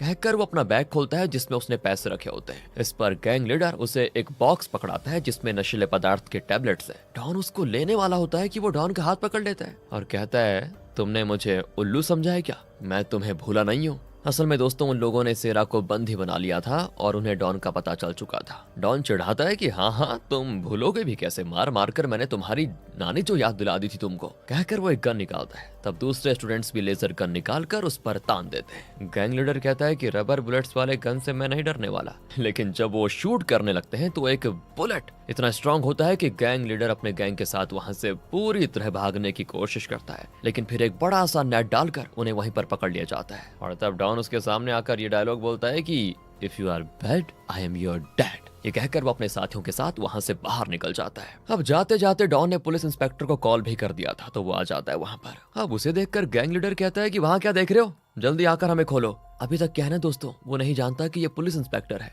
इंस्पेक्टर देखता है कि वहां नशीले पदार्थ हैं। इतना ही नहीं, यहाँ जो कुछ हुआ डॉन और सेरा ने उसकी वीडियो रिकॉर्ड करके रखी होती है, जिसे उन्होंने ऐसे सेट किया होता है कि डॉन और उसके साथी उसमें नजर ही नहीं आते। तो गैंग लीडर फिर कहता है कि हमें खोल दो वरना मुंह तोड़ दूंगा। इंस्पेक्टर कहता है, मुंह तोड़ दोगे? मुंह तो मैं तुम्हारा तोड़ूंगा बेटा, तुम्हारे ससुराल में, जेल में, वहीं लेकर जा रहा हूँ तुम्हें, चलो, पुलिस इंस्पेक्टर हूँ मैं, समझे? सुनकर गैंग लीडर चौंक जाता है। यहाँ फ्लैशबैक में दिखाते हैं कि इस टीन टॉनिक फेस्टिवल से पहले इन लोगों ने इस जगह के ओनर से बात की थी कि तुम्हारे पब में स्टूडेंट्स को नशीला पदार्थ बेचा जा रहा है, अगर हमने ये बात पुलिस को बता दी तो तुम्हारी दुकान बंद हो जाएगी और तुम जेल जाओगे, सो अलग। इसीलिए एक दिन के लिए हमें ये जगह भाड़े पे दे दो बस। इस तरह धमका कर दोस्तों इन लोगों ने उस आदमी को अपने काम के लिए मनवा लिया था। अब स्टूडेंट्स भी तो चाहिए थे, तो उसके लिए ये लोग स्टेज आर्टिस्ट्स और ठेले में चीजें बेचने वाले इस तरह के कई जगहों से लड़का लड़कियों को पैसे देकर यहाँ पर लाए होते हैं और सभी को लेजर टॉय गन्स भी देते हैं। इस तरह इन लोगों ने अपना प्लान बहुत ही बढ़िया तरीके से एग्जीक्यूट किया था। फिर वो जाकर विनी और शियोमी को बचा भी लेते हैं। उन्हें हॉस्पिटल में एडमिट किया जाता है और सेरा और किम उनकी बहुत देखभाल करती है। अब डॉन और फ्रेड को तो लगता है कि वाह यार,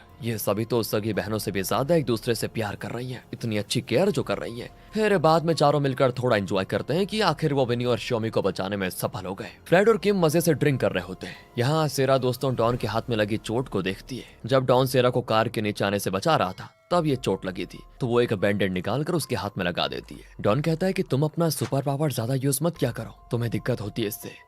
सारा भी खुश है यहाँ पर कि अच्छा तुम्हें मेरी इतनी फिक्र है क्या, तुम्हें डर है क्या कि ज्यादा कंसंट्रेट करूंगी तो बेहोश हो जाऊंगी, है ना? डॉन कहता है दिन में ये सपने देखना बंद कर लो, मैं तो इसीलिए कह रहा हूँ ताकि तुम मेरे साथ काम करती रहो, अगर तुम बीमार पड़ गई तो काम कौन करेगा? अब सेरा भी कहती है कि ठीक है, तुम इतनी रिक्वेस्ट कर रहे हो तो मैं मना थोड़ी कर सकती हूँ, हो गए, आइंदा से अपनी सुपर पावर को ज्यादा यूज नहीं करूंगी। फिर दोस्तों सेरा विनी के कमरे में उसके बेड के पास सो जाती है और तब उसे फिर से वही सपना आता है कि डॉन की माँ को कोई जान से मार रहा है। सेरा कंफ्यूज भी हो जाती है कि मुझे बार बार यही सपना क्यों आ रहा है। यहाँ से डॉन और फ्रेड को दिखाते हैं जिन्हें केनेथ पर शक है कि वो कोई ना कोई गलत काम जरूर कर रहा है। इतने में सेरा आ जाती है तो वो उसे अपना प्लान बताते हैं। वो पूछती है कि मुझे किस पर नजर रखनी होगी और वो कहाँ काम करता है। तो डॉन एक कंपनी का नाम बताता है तो सेरा कहती है कि ये तो तुम्हारी कंपनी का नाम है। डॉन कहता है कि हाँ, मेरी कंपनी के एक आदमी पर तुम्हें नजर रखनी है बस। तो अगले दिन सेरा एकदम प्रोफेशनल गेटअप में डॉन के ऑफिस पहुंच जाती है। यहाँ पुलिस स्टेशन में गैंग लीडर इंस्पेक्टर को बताते हैं कि आपको गलतफहमी हुई है, हमें उन लोगों ने फंसाया है, ये माल हमारा है ही नहीं।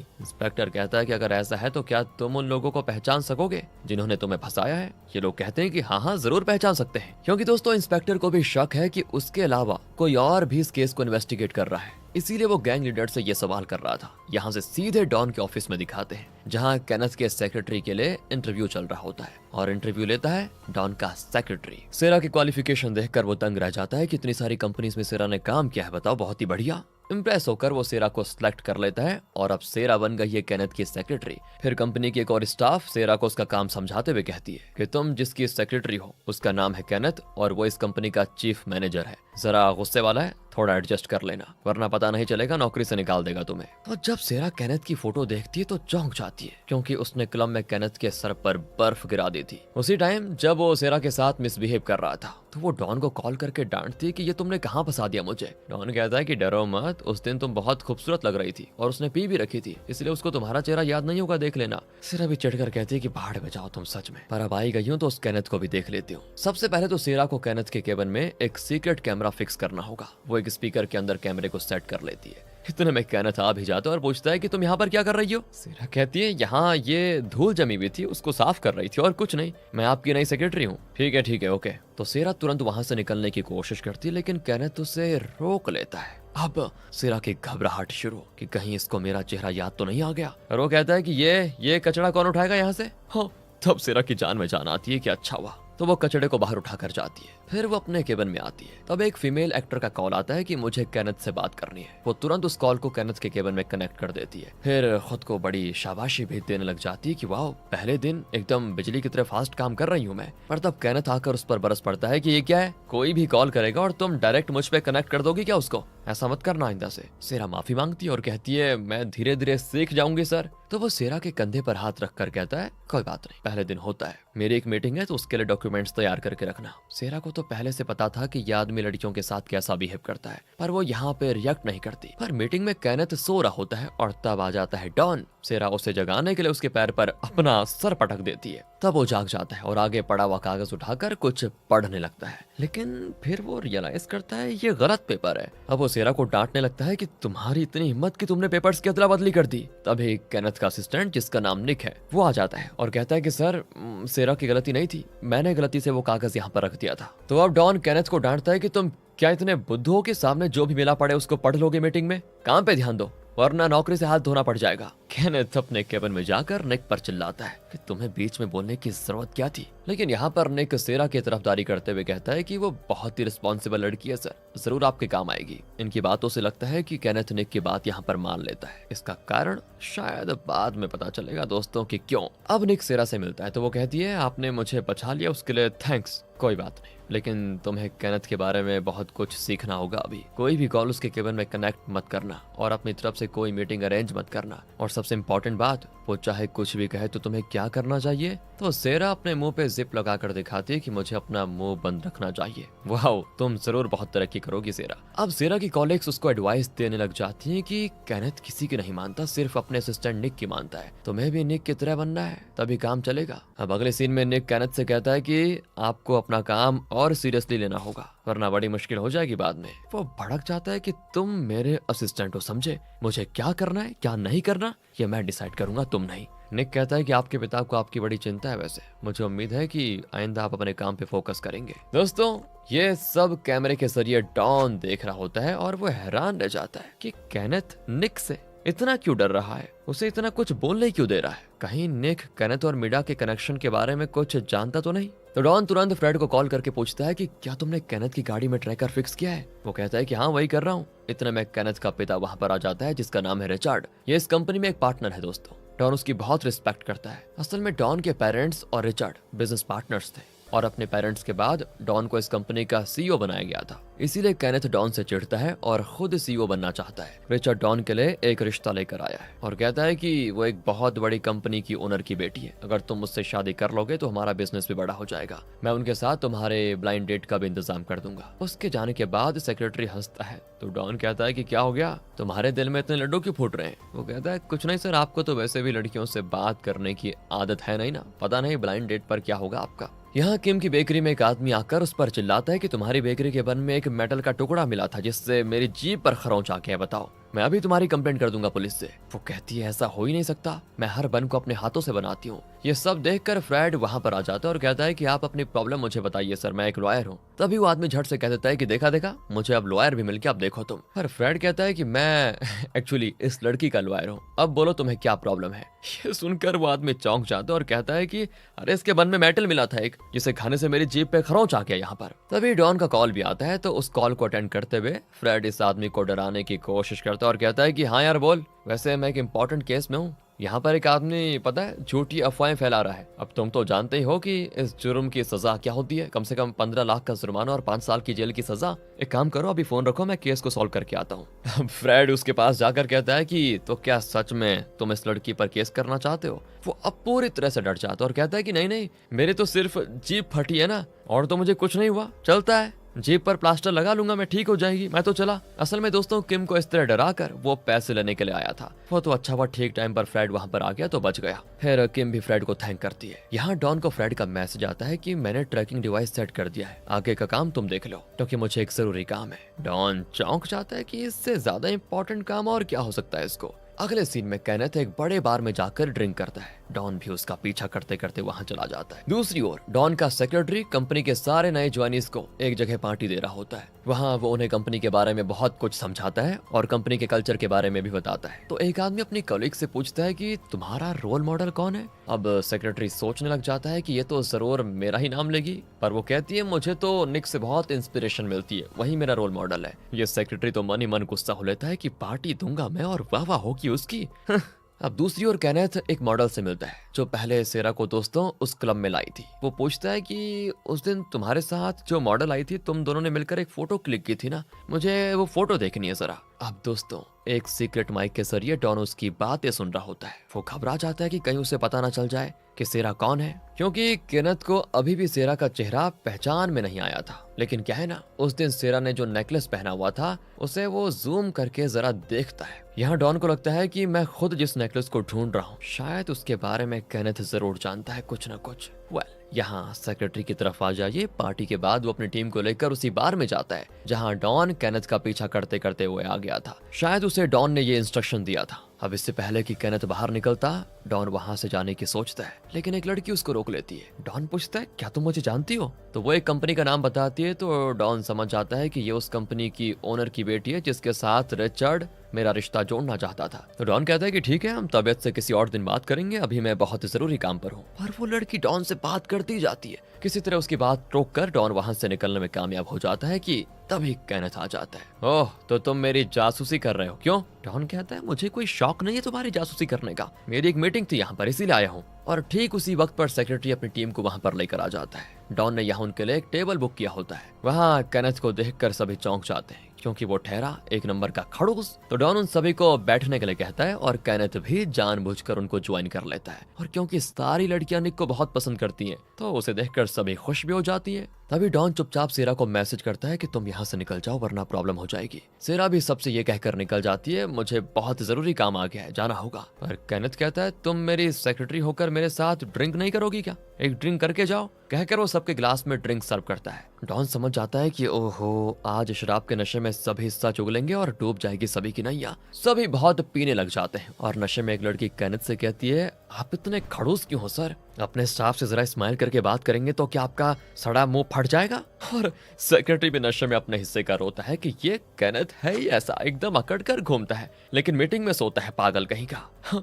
दूसरी ओर डॉन हंस रहा होता है कि कल ऑफिस में कोई बहुत बड़ा कांड होने वाला है, सच में ये तो पक्का है। क्योंकि केनेथ इनकी बातें सुन नहीं पाता और ग्लास पे ग्लास पिए जाता है। उसकी हालत खराब। वो सेरा को भी शराब पिलाते जाता है और सेरा पीती जाती है। ओह, जैसे तैसे पार्टी खत्म हो जाती है दोस्तों इनकी और सभी अपने अपने रास्ते चले जाते हैं। अब डॉन ने ज्यादा नहीं पी होती और वो सेक्रेटरी को एक टैक्सी में भेज देता है। केनेथ भी नशे में लड़खड़ा रहा होता है। निक उसको संभालता है। उसके जाने के बाद डॉन भी अपनी कार में वहां से निकल रहा होता है कि सेरा को देखता है जो वहीं खड़ी लड़खड़ा रही है। तभी निक आ जाता है और कहता है कि तुम उस बेकरी के पास रहती हो ना, मैं तुम्हें ड्रॉप कर देता हूँ। डॉन भी सोच में पड़ जाता है कि ये सेरा से क्यों बात कर रहा है, लेकिन सेरा कह देती है कि आप जाइए सर, मैं पैदल चले जाऊंगी। निक भी लेकिन एकदम जेंटलमैन की तरह वहां से चला जाता है, कुछ करता नहीं जबरदस्ती। सेरा अपने रास्ते चलने लग जाती है तो डॉन उसके पीछे जाता है। लगता है दोस्तों सेरा को बहुत नशा हो गया। पर कुछ दूर जाने के बाद डॉन सोचता है कि ये कहीं भी जाए मुझे इससे क्या, मैं क्यों इसका बॉडीगार्ड बना फिरूं। ये सोचकर वो आगे चला जाता है लेकिन अचानक आईने में देखता है तो पीछे सेरा नजर ही नहीं आती और डॉन की समझ नहीं आता कि अब मैं उसको ढूंढूं, कहाँ ढूंढूं उसे। फिर वो अपने आप से बात करता है कि जो भी हो सब ठीक है, वो मेरी स्टाफ है, उसकी सेफ्टी का ध्यान रखना मेरी ड्यूटी है, चलो। बाकी उसके और मेरे बीच में कुछ नहीं है, कोई प्यार नहीं है, कुछ नहीं। इस तरह अपना मन बनाकर वो पीछे जाता है तो देखता है सेरा पास के बस स्टॉप में बैठी हुई है। अब डॉन उससे कुछ पूछ ही रहा होता है कि वो बस स्टॉप के बेंच पर लेट जाती है। हे भगवान, मैंने तो मुसीबत मोल ली, पता नहीं मैं ये सब क्यों कर रहा हूँ। ये कहकर वो सेरा को उठा लेता है और उसे कार की ओर लेकर जाता है। सेरा तो नशे में उसका बुरा हाल कर देती है, उसके बाल पकड़कर खींचती, ना जाने क्या क्या बकवास कर रही होती है। तो डॉन उसे अपनी कार में ले जाकर उसके घर फाइनली छोड़ देता है। घर तक क्या, उसके कमरे में ले जाकर उसे बिस्तर पर लटा देता है। तभी सेरा उठकर डॉन का मुंह हाथों में लिए कहती है, मुझे ऐसा क्यों लगता है कि मैंने इस थोबड़े को कहीं देखा है। तुम हो कौन यार? डॉन कौन सी आ जाती है कि ये नशे में इतनी नौटंकी क्यों कर रही है। तो जब सेरा सो जाती है तो डॉन वहां से निकलने वाला होता है कि कोई दरवाजा नॉक करता है और वो कोई और नहीं, पुलिस इंस्पेक्टर है। सेरा तो नींद में उठकर दरवाजा खोलने जाती है और डॉन माथा पीट लेता है कि ये कहाँ चलती, मेरा भांडा फोड़ेगी क्या। सोचकर वो सेरा को पकड़ लेता है। दोनों बिस्तर पर गिर जाते हैं और खामोश रहता है। कुछ देर दरवाजा नॉक करके इंस्पेक्टर जाने वाला होता है कि शायद सेरा घर पर नहीं है, लेकिन तब डॉन का फोन रिंग करता है। डॉन भी टेंशन में किसी तरह कॉल काट देता है। अब इंस्पेक्टर रुक जाता है और उसे लगता है कि सेरा अंदर ही होगी। अब दोस्तों, क्योंकि सेरा उसकी फ्रेंड है और उसने इंस्पेक्टर को डोर लॉक का पासवर्ड भी दे के रखा हुआ था, तो वो लॉक खोलकर अंदर आ जाता है। लेकिन सेरा को सोते हुए देखकर वो बड़बड़ाता है कि आज तुमने कुछ ज्यादा ही पी ली थी क्या? कितनी बार समझा चुका हूँ कि इतना ड्रिंक मत क्या करो, सुनती कहाँ हो मेरी। इस तरह बड़बड़ाकर वो दरवाजा लॉक करके चला जाता है और तब दिखाते हैं कि डॉन कबर्ड में छुपा हुआ था। अपनी किस्मत को कोसते हुए वो बाहर निकलता है कि इस लड़की के चक्कर में ना मुझे क्या क्या करना पड़ रहा है। फिर वो अपने रास्ते निकल जाता है। अगली सुबह किम सेरा के लिए नाश्ता लेकर आती है। सेरा का हैंगओवर तो कम ही नहीं हुआ था अभी भी। किम कहती कि तुमने इतनी पी रखी है ना, मतलब डॉन तुम्हें घर छोड़ने के लिए आया था, पता है? हैं?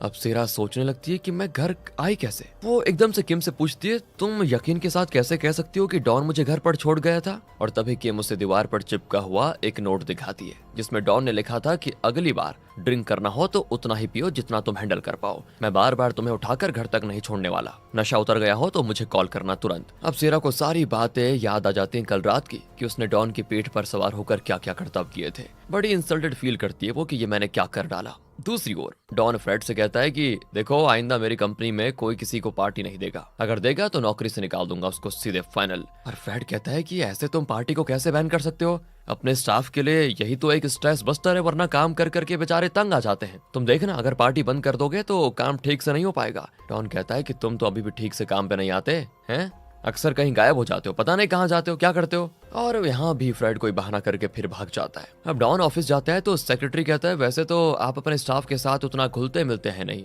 कल अचानक से आपको सबने इनवाइट किया था तो मैं तो चौंक गया। डॉन की भी समझ नहीं आता कि वो इसको क्या जवाब दे। वो कहता है कि मुझे घुलने मिलने में कोई दिलचस्पी नहीं है, लेकिन वो क्या है ना, अपने स्टाफ का ख्याल भी रखना मेरी जिम्मेदारी है, तो जिम्मेदारी समझ कर ही मैं सारी चीजें कर रहा हूँ। और तुम ज्यादा सवाल जवाब मत करो, तुम्हें साइन चाहिए ना, लो कर लिया साइन, अब निकलो यहाँ से। इस तरह वो सेक्रेटरी को वहां से भगा देता है। आज डॉन ने सेरा को यह काम दिया है कि उसे केनेथ के फोन का पूरा इन्फॉर्मेशन एक पेन ड्राइव में कॉपी करना है। सेरा गुस्से में डॉन को कॉल करती है कि उसके फोन की कॉपी निकालना क्या उतना आसान है? देखो, मैं नहीं कर सकती। डॉन कहता है कि आज तुम्हें सिर्फ यही काम करना है, सिर्फ यही, इसलिए ज्यादा सोचो मत और कर डालो। वैसे कल का हैंगओवर उतरा या फिर नहीं? तो सेरा भी बात टालने के चक्कर में कहती है, यहाँ पे सिग्नल नहीं है, बाद में कॉल करूंगी, कहकर वो कॉल काट देती है। इतने में केनेथ आ जाता है और पूछता है कि कल तुमने जितनी पी थी उसके हिसाब से तो तुम्हें 2 दिन बिस्तर पर पड़े रहना चाहिए था। तुम सच में बहुत ही स्ट्रांग हो कि आज काम पे भी आ गई, कहकर वो अंदर चला जाता है। यहाँ निक रिचार्ड को कंपनी के फाइनेंशियल रिकॉर्ड्स दिखा रहा होता है, जिससे साफ पता चलता है कि केनेथ ने बहुत बड़े अमाउंट का घोटाला किया है। देखकर तो रिचार्ड बिल्कुल बौखला जाता है और गुस्से में केनेथ से जाता है मिलने।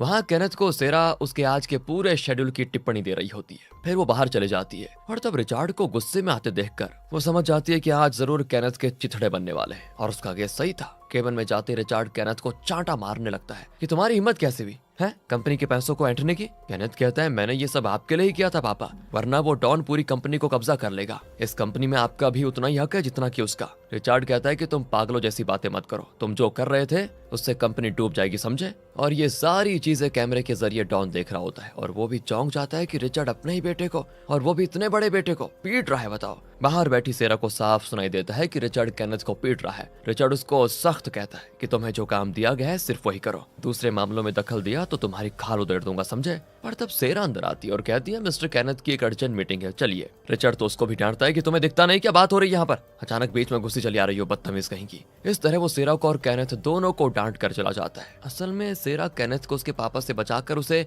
इम्प्रेस करना चाहती थी। केनेथ पूछता है कि तुम्हें बीच में आने की क्या जरूरत थी, लेकिन सेरा उसका कोई जवाब नहीं देती। कहती है कि सर थोड़ी देर में मैनेजर के साथ आपकी मीटिंग है, अगर इस हालात में उसने आपको देख लिया तो आपकी बेइज्जती होगी, इसीलिए मैं अंदर आ गई थी। केनेथ कहता है अच्छा तुम्हें मुझ पर तरस आ गया क्या? मैं क्या इतना गिरा हुआ हूँ? सेरा ज्यादा कुछ नहीं कहती, बस उसे शांत करने के लिए कहकर चली जाती है। लेकिन सेरा ने उसकी भलाई के लिए किया था जो किया, ये बात भी वो रियलाइज कर लेता है और सेरा के बारे में उसकी अच्छी राय बन जाती है। फिर मैनेजर आता है तो केनेथ उससे कहता है कि मैंने तुमसे जो कहा था वो करने का वक्त आ गया है, जल्दी करो। वो कहता है कि सर उसमें बहुत रिस्क है, पर केनेथ उसको डांट देता है कि मैंने तुम्हें इसीलिए मैनेजर बनाया है ताकि तुम मेरा काम कर सको, समझे? उसमें रिस्क है या नहीं, कामयाब होगा या नहीं, वो सब मैं देख लूंगा, तुम्हें जो काम दिया जाए वो करो, बस आगे पीछे सोचने की बिल्कुल भी जरूरत नहीं है। ये सारी बातें कैमरे में सुनकर डॉन सोच में पड़ जाता है कि आखिर ये करने क्या जा रहा है। फिर केनेथ बाहर निकलता है तो सेरा कहती कि सर दोपहर को आपकी एक मीटिंग है। वो कहता है कि सारी मीटिंग्स कैंसिल कर दो, गुस्से में कहकर चला जाता है। सेरा भी तुरंत कोई रुई और कोई दवा लेकर उसके पीछे जाती है। कैमरे से ये देखकर डॉन चौंक जाता है कि ये कौन सा नया प्लान बना रही है। केनेथ अब लिफ्ट में चढ़ता है तो सेरा भी अंदर चली जाती है। वो चिल्लाता है कि तुम्हें हो क्या गया है, क्यों आई तुम, बाहर जाओ। इतने में डॉन वहां पर आ जाता है क्योंकि वो सेरा को केनेथ के साथ अकेला नहीं छोड़ना चाहता था। केनेथ लिफ्ट बंद करने लगता है कि डॉन बीच में टांग रख देता है और आंखों से सेरा को धमकाता भी है कि तुम कर क्या रही हो, लेकिन सेरा झट से उसके पैर पे लात मार देती है और उसका पैर बाहर निकल जाता है। लिफ्ट हो जाती है बंद। बाहर डॉन चिल्लाता भी है कि इस लड़की की इतनी हिम्मत कि मुझे किक किया इसने। तभी वहां केनेथ पूछता है कि चल क्या रहा है ये, क्या है ये? सेरा कहती है कि आपके मुंह से खून निकल रहा है सर, अगर इस हाल में उसने आपको देख लिया तो आपका इमेज खराब हो जाएगा, इसीलिए मैंने ऐसा किया। केनेथ अपने मोबाइल कैमरा को ऑन करता है तो पता चल जाता है कि सेरा बिल्कुल सच कह रही है, वाकई में उसके मुंह से खून निकलता है। सेरा खुद उसके खून साफ करती है दोस्तों, और वो भी सेरा से और ज्यादा इंप्रेस हो जाता है। तो जब लिफ्ट खुलता है तो डॉन वहां पर खड़ा होता है, लगता है सीढ़ियों से आ गया था। डॉन तो विलन की तरह सेरा को धमकाता है कि मुझे किक करने की जरूरत करके तुमने अच्छा नहीं किया। इसी बीच केनेथ लिफ्ट से निकलकर जाने लगता है तो सेरा भी उसके पीछे चली जाती है। केनेथ को भी थोड़ा अच्छा लगता है क्योंकि सेरा ने डॉन की इंसल्ट की थी, इसीलिए वो सेरा से कहता है कि चलो तुम भी चलो मीटिंग में। अब डॉन जरा पॉजिटिव फील करने लग जाता है कि मुझे लात मारकर ये मेरे दुश्मन के साथ जा रही है। बाहर निक कार का दरवाजा खोलता है तो केनेथ उसको धक्का दे देता है क्योंकि उसी ने केनेथ के पापा यानी रिचर्ड को घोटाले के बारे में बता दिया था। वो कहता है कि निक तुम मेरी जासूसी कर रहे हो तो तुम्हें मेरे साथ आने की कोई जरूरत ही नहीं है, कहकर वो उसकी बजाय सेरा को कार में बैठने को कह देता है। और यहाँ डॉन अपनी कार में बैठ जाता है और ड्राइवर सीट पर होता है फ्रेड। वो पूछता है तुम इतना उबल क्यों रहे हो, क्या हो गया, सेरा ने कुछ कर दिया क्या? डॉन कहता है कि मुंह बंद करके गाड़ी स्टार्ट करो, ये कहकर वो अपना पैर ऊपर रख लेता है। फ्रेड कहता है कि ये बुरी आदत कब से लग गई तुम्हें, पैर नीचे करो, चलो पैर नीचे करो। लेकिन डॉन तो अपने आप में कहता है कि ये तुमने ठीक नहीं किया सेरा, केनेथ के सामने तुमने मेरे पैर पे लात मारी तो मैं छोड़ूंगा नहीं मैं। इस तरह वो दर्द के मारे बड़बड़ाने लग जाता है और फ्रेड हंसता है कि क्या सच में उसने तुम्हें लात मारी? डॉन कहता है कि ये ही क्या लगा के रखा हुआ है तुमने, ये सब अपने प्रोजेक्ट का हिस्सा है, समझे? अब उल्लू की तरह मेरा मुंह मत देखो, गाड़ी स्टार्ट करो। फ्रेड भी गाड़ी स्टार्ट करके निकल जाता है। केनेथ और सेरा एक रेस्टोरेंट में आते हैं जहाँ पे बड़ी बड़ी कंपनीज के लोग सीक्रेट मीटिंग करते हैं। वहाँ कई वैरायटी के डिशेस सर्व किए जाते हैं। केनेथ सेरा से कहता है कि आज तुमने जो अच्छा काम किया ये उसका ट्रीट है, जाओ जम के खाओ। अब कहना इनमें से कुछ डिशेस को खाने का तरीका तो सेरा जानती नहीं थी। वो कुछ निकालने लगती है तो थोड़ी ग्रेवी केनेथ की शर्ट पर छिड़क जाती है। ओह सॉरी सर, गलती हो गई, सॉरी। कोई बात नहीं, मेरे पास दूसरी शर्ट भी है, गाड़ी में रखी हुई है, जाकर ले आओ। अब सेरा बाहर जाती है और कार की डिक्की खोलती है और तभी डॉन एकदम एंग्री यंग मैन की तरह अकड़कर अपना पैर डिक्की में रखता है। सेरा उसका हाथ पकड़कर उसे खींच लेकर जाती है और कहती है सुनो, अगर उसने तुम्हें यहाँ पर देख लिया ना तो हमारा पूरा ऑपरेशन चौपट हो जाएगा। डॉन उसके हाथ में एक पेन ड्राइव थमा कर कहता है उसका फोन इसमें कॉपी करके लेकर आओ वरना तुम्हारी खैर नहीं है। फिर वो अपना पैर हिलाकर दिखाता है कि जितनी तेजी से तुमने मेरे पैर को किक किया था अब उसी तेजी से उसके फोन का पूरा डेटा इसमें कॉपी करके लेकर आओ, जाओ, कहकर वो चला जाता है। सेरा चिढ़ जाती है कि पता नहीं ये कहाँ का इन्वेस्टिगेटर है, असली काम तो मैं ही कर रही हूँ। तो जब सेरा वापस अंदर जाती है तो केनेथ बाथरूम गया होता है पर उसका फोन होता है टेबल पर और मौका पाकर सेरा उसमें अपनी पेन ड्राइव कनेक्ट कर देती है। अब उसका पूरा डेटा दोस्तों इनके सिस्टम में कॉपी होने लग जाता है। वो कैमरास को भी हैक करके केनेथ को ट्रैक कर रहे होते हैं। लगभग 90% कॉपी हो चुका था लेकिन तभी केनेथ दरवाजे के पास आ जाता है। फ्रेड तभी सेरा को वार्न भी करता है कि पेन ड्राइव निकाल दो वरना फंस जाओगी, लेकिन अगर वो निकाल देगी तो कॉपी फेल हो जाएगा। तब दरवाजा खुलता है और केनेथ अंदर आने लगता है तो सेरा झट से फोन के ऊपर शर्ट वाला वो बॉक्स रख लेती है और शर्ट उठाकर कहती है ये तो बहुत ही महंगी शर्ट लगती है, ब्रांडेड है क्या? केनेथ कहता है ये तुम यहाँ पर क्या कर रही हो, बॉक्स उस तरफ रख दो, मैं बाद में पहन लूंगा। ओके सर, कहकर सेरा धीरे से शर्ट अंदर रखती है और फिर उस बॉक्स को निकालते हुए मोबाइल से खट पेन ड्राइव को भी निकाल लेती है। अब आप सोचेंगे कि सेरा को उसके फोन का पासवर्ड कैसे पता चला, इसीलिए तो सेरा उसके साथ लिफ्ट में आई थी। लिफ्ट में जब केनेथ ने अपना फोन निकाल कर कैमरा ऑन किया तब उसने पासवर्ड डाला और सेरा ने अपने विजन सुपर पावर से केनेथ की आंखों को जूम किया और आंखों में जो मोबाइल का रिफ्लेक्शन पड़ा उससे पासवर्ड को देख लिया। स्मार्ट। केनेथ कहता है कि देखो अभी मेरी एक बहुत ही इंपॉर्टेंट मीटिंग है, तुम वापस चले जाओ ऑफिस। सेरा भी बाहर चली जाती है। बाहर गाड़ी में डॉन और फ्रेड उसके फोन के डेटा से ये पता लगा लेते हैं कि दोपहर 1 बजे केनेथ की कोई सीक्रेट मीटिंग है और उसी मीटिंग के लिए केनेथ इस रेस्टोरेंट में आया है। इतने में सेरा आ जाती है तो फ्रेड उसको शाबाशी देता है कि वेल डन सेरा, गुड जॉब। अब ये लोग अपना एक मास्टर प्लान एग्जीक्यूट करने वाले हैं। फ्रेड अपना भेस जरा बदल लेता है और उस क्लाइंट की तरह केनेथ से मिलने जाता है जिसके साथ केनेथ की यहाँ पर मीटिंग होने वाली है। दूसरी ओर डॉन खुद को केनेथ की कंपनी का ऑडिटर बताकर उस क्लाइंट से मिलने जाता है क्योंकि केनेथ और उसका क्लाइंट एक दूसरे से कभी मिले ही नहीं थे। तो फ्रेड क्लाइंट बनकर केनेथ से मिलेगा और डॉन उस कंपनी का ऑडिटर बनकर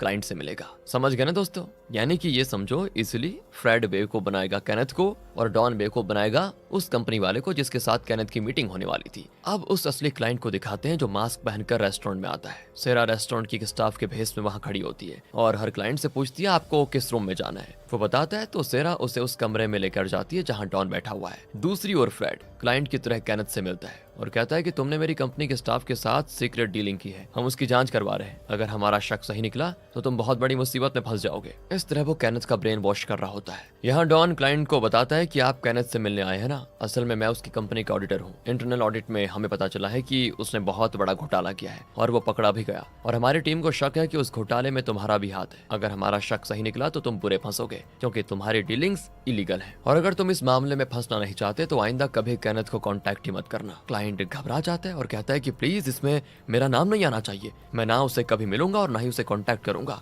दूसरी ओर फ्रेड केनेथ को ऐसे धमकाता है कि वो खुद कह देता है हाँ मुझे ये डीलिंग करनी नहीं है। इस तरह दोस्तों इन तीनों ने मिलकर केनेथ की ये सीक्रेट डीलिंग कैंसिल करवा दी। लेकिन प्रॉब्लम यह है कि वहां पर निक बैठा होता है जो डॉन और सेरा की फोटो क्लिक कर लेता है। मतलब ये लोग लगभग पकड़े गए ये समझो। केनेथ गुस्से में बाहर निकलता है क्योंकि उसे डील नहीं मिली। वहां निक को देखकर वो भड़क जाता है कि तुम मेरा पीछा करना कब छोड़ोगे। वो कहता है कि मैं आपका पीछा नहीं कर रहा हूँ, 1 मिनट मेरी बात सुन लीजिए बस आप। कहकर वो केनेथ का हाथ पकड़कर मरोड़ने लग जाता है। केनेथ को बहुत ही गुस्सा आता है लेकिन किसी वजह से वो निक से डरता है, इसीलिए ये कहकर चला जाता है कि मैं तुम्हें बाद में देख लूंगा। यहाँ से फ्रेड और किम को दिखाते हैं। उस दिन बेकरी में उस आदमी ने जो तमाशा खड़ा किया था तब फ्रेड ने किम को बचा लिया था, इसीलिए किम उसको ट्रीट देने के लिए एक रेस्टोरेंट में लेकर जाती है। फ्रेड बड़ा खुश होता है और यहाँ डॉन का सेक्रेटरी उसे बताता है कि रिचर्ड सर ने आपके लिए ब्लाइंड डेट फिक्स किया है, आप प्लीज उस लड़की से मिल लीजिए। डॉन कहता है कि ये डेट वगैरह ना कैंसिल करवा दीजिए तुम, मेरे पास टाइम नहीं है। पर सेक्रेटरी कहता है कि सर कम से कम रिचर्ड सर की बात ध्यान में रख लीजिए, डेट के लिए मान जाइए ना,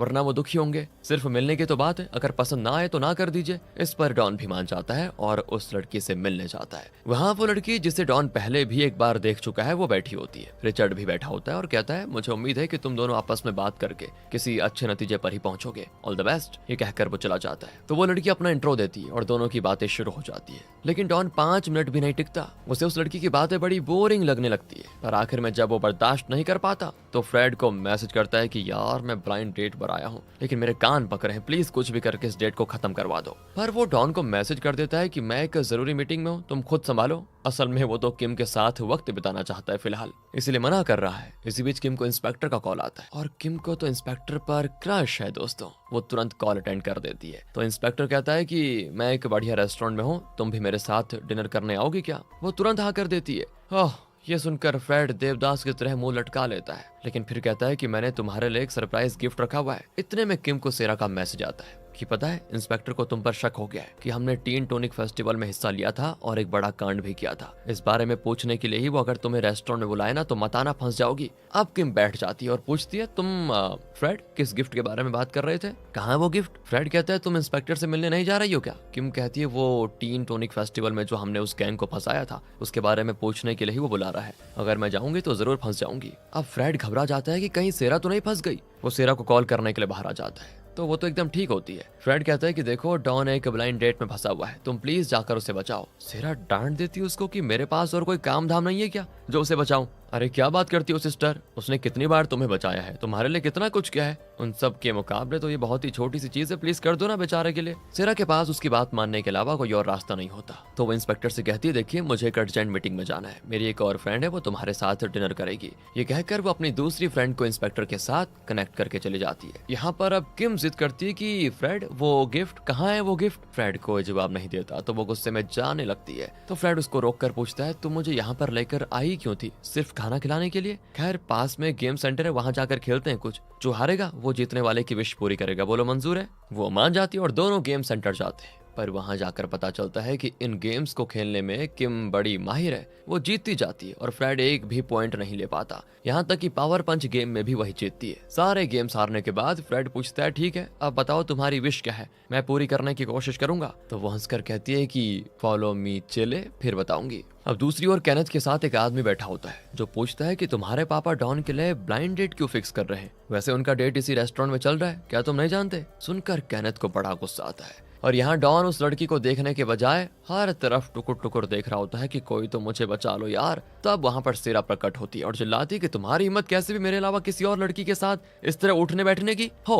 डॉन चौंक जाता है कि बाप रे ये कौन सा प्लान बनाकर आ गई अब, और जब सेरा उसके कान में कहती है प्लान बी, डॉन समझ जाता है कि फ्रेंड ने सेरा को भेजा है पक्का। तो सेरा उस लड़की को खूब पट्टी पढ़ाती है कि मैं डॉन की गर्लफ्रेंड हूँ, हम दोनों एक दूसरे के लिए बने हुए हैं वगैरह वगैरह। यहाँ किम फ्रेड को अपनी बेकरी में लेकर जाती है, असल में उसे बन बनाने के लिए आटा गूंदना था, उसी के लिए वो फ्रेड को यहाँ पर लेकर आई है। पर फ्रेड को भी उसके लिए ये सब करना अच्छा लग जाता है, तो वो खुशी खुशी उसके साथ गप्पे लड़ाते हुए आटा गूंदने में लगा होता है। पर क्या है ढंग से नहीं गूंद पाता। किम उसका हाथ पकड़कर ठीक से गूंदना सिखाती है। फ्रेड का मुंह तो देखिए दोस्तों, लगता है ये सीधे स्वर्ग में पहुंच चुका है। यहाँ सेरा अपनी और डॉन की लव स्टोरी सुनाकर उस लड़की को इरिटेट करने लगती है, तो वो तो उठकर चली जाती है, लेकिन जाते जाते डॉन को धमकाकर भी जाती है कि तुमने मुझे धोखा दिया है, इसका बदला तो मैं लेकर रहूंगी, देख लेना तुम। उसके जाने के बाद डॉन अपना हाथ छुड़ाकर सेरा को डांटता है कि तुम्हारा ड्रामा ना कुछ ज्यादा हो गया। सेरा जवाब में कहती है कि क्यों, मुझे शौक नहीं है सब करने का, और वो भी तुम्हारे लिए, कभी नहीं, ये तो बस प्लान बी था। पर तब सेरा देख लेती है कि सेक्रेटरी कुछ दूर पे खड़ा हुआ है, वो डॉन को बताती है तो वो भी घबरा जाता है और कहता है कि वो तो पहले से न जाने मेरे बारे में क्या क्या सोच रहा होगा,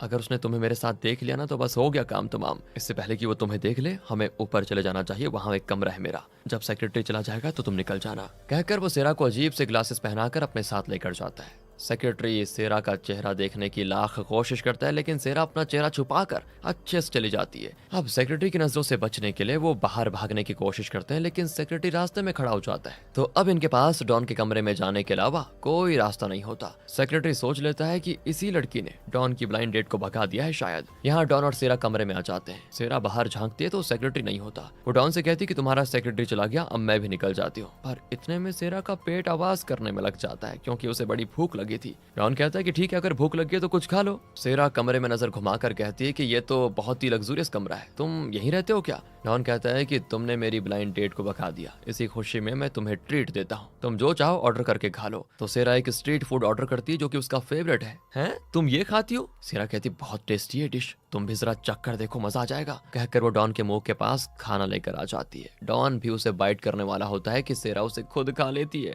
यहाँ फ्रेड और किम खेल खेल में आटा गूंथ रहे होते हैं। तभी वहाँ पर इंस्पेक्टर आ जाता है और कहता है कि अच्छा तो ये है तुम्हारा इंपॉर्टेंट काम। खैर क्या तुम कभी टीन टॉनिक फेस्टिवल में गई थी? वो कहती नहीं, तो मुझे तो उस जगह के बारे में पता भी नहीं है। फ्रेड वहां से बच निकलने की कोशिश करता है तो इंस्पेक्टर पूछता है क्या तुम इस लड़की के नए दोस्त हो? फ्रेड कुछ बड़बड़ाने लग जाता है तो इंस्पेक्टर कहता है कि मैं तुमसे बाद में पूछताछ कर लूंगा। ये कहकर वो चला जाता है। अब फ्रेड गुस्से में दोस्तों वहां से जाने लगता है तो किम उसको रोक लेती है कि तुम कहाँ चल दिए? फ्रेड कहता है तुम्हारा इरादा क्या है? जब मेरे साथ होती हो तो ऐसे बात करती हो जैसे मैं तुम्हें पसंद हूँ, लेकिन उसके साथ भी उसी तरह बात करती हो। तुम्हारे दो चेहरे हैं और मैं तुम्हें समझ नहीं पा रहा हूँ, तो देखो आगे से मुझे परेशान मत करना। ये कहकर वो गुस्से में चला जाता है। यहाँ निक दोस्तों केनेथ को डॉन और सेरा की फोटोज दिखाकर कहता है कि मुझे तो लगता है कि ये दोनों मिले हुए हैं। केनेथ को बड़ा गुस्सा आता है कि वो मेरी जासूसी कर रही थी। जो भी हो उस पर अब नजर रखना। यहाँ सेरा पेट भर खा लेती है और बियर भी बहुत ज्यादा पीती है। डॉन कहता है कि ज्यादा मत पियो, तुम्हें घर भी जाना है। कहकर वो मुड़ता है तो सेरा सो चुकी थी। अब डॉन खुद को कोसता है कि यार मैंने फिर से खुद को मुसीबत में डाल दिया, इसे पहले घर भेज देना चाहिए था मुझे।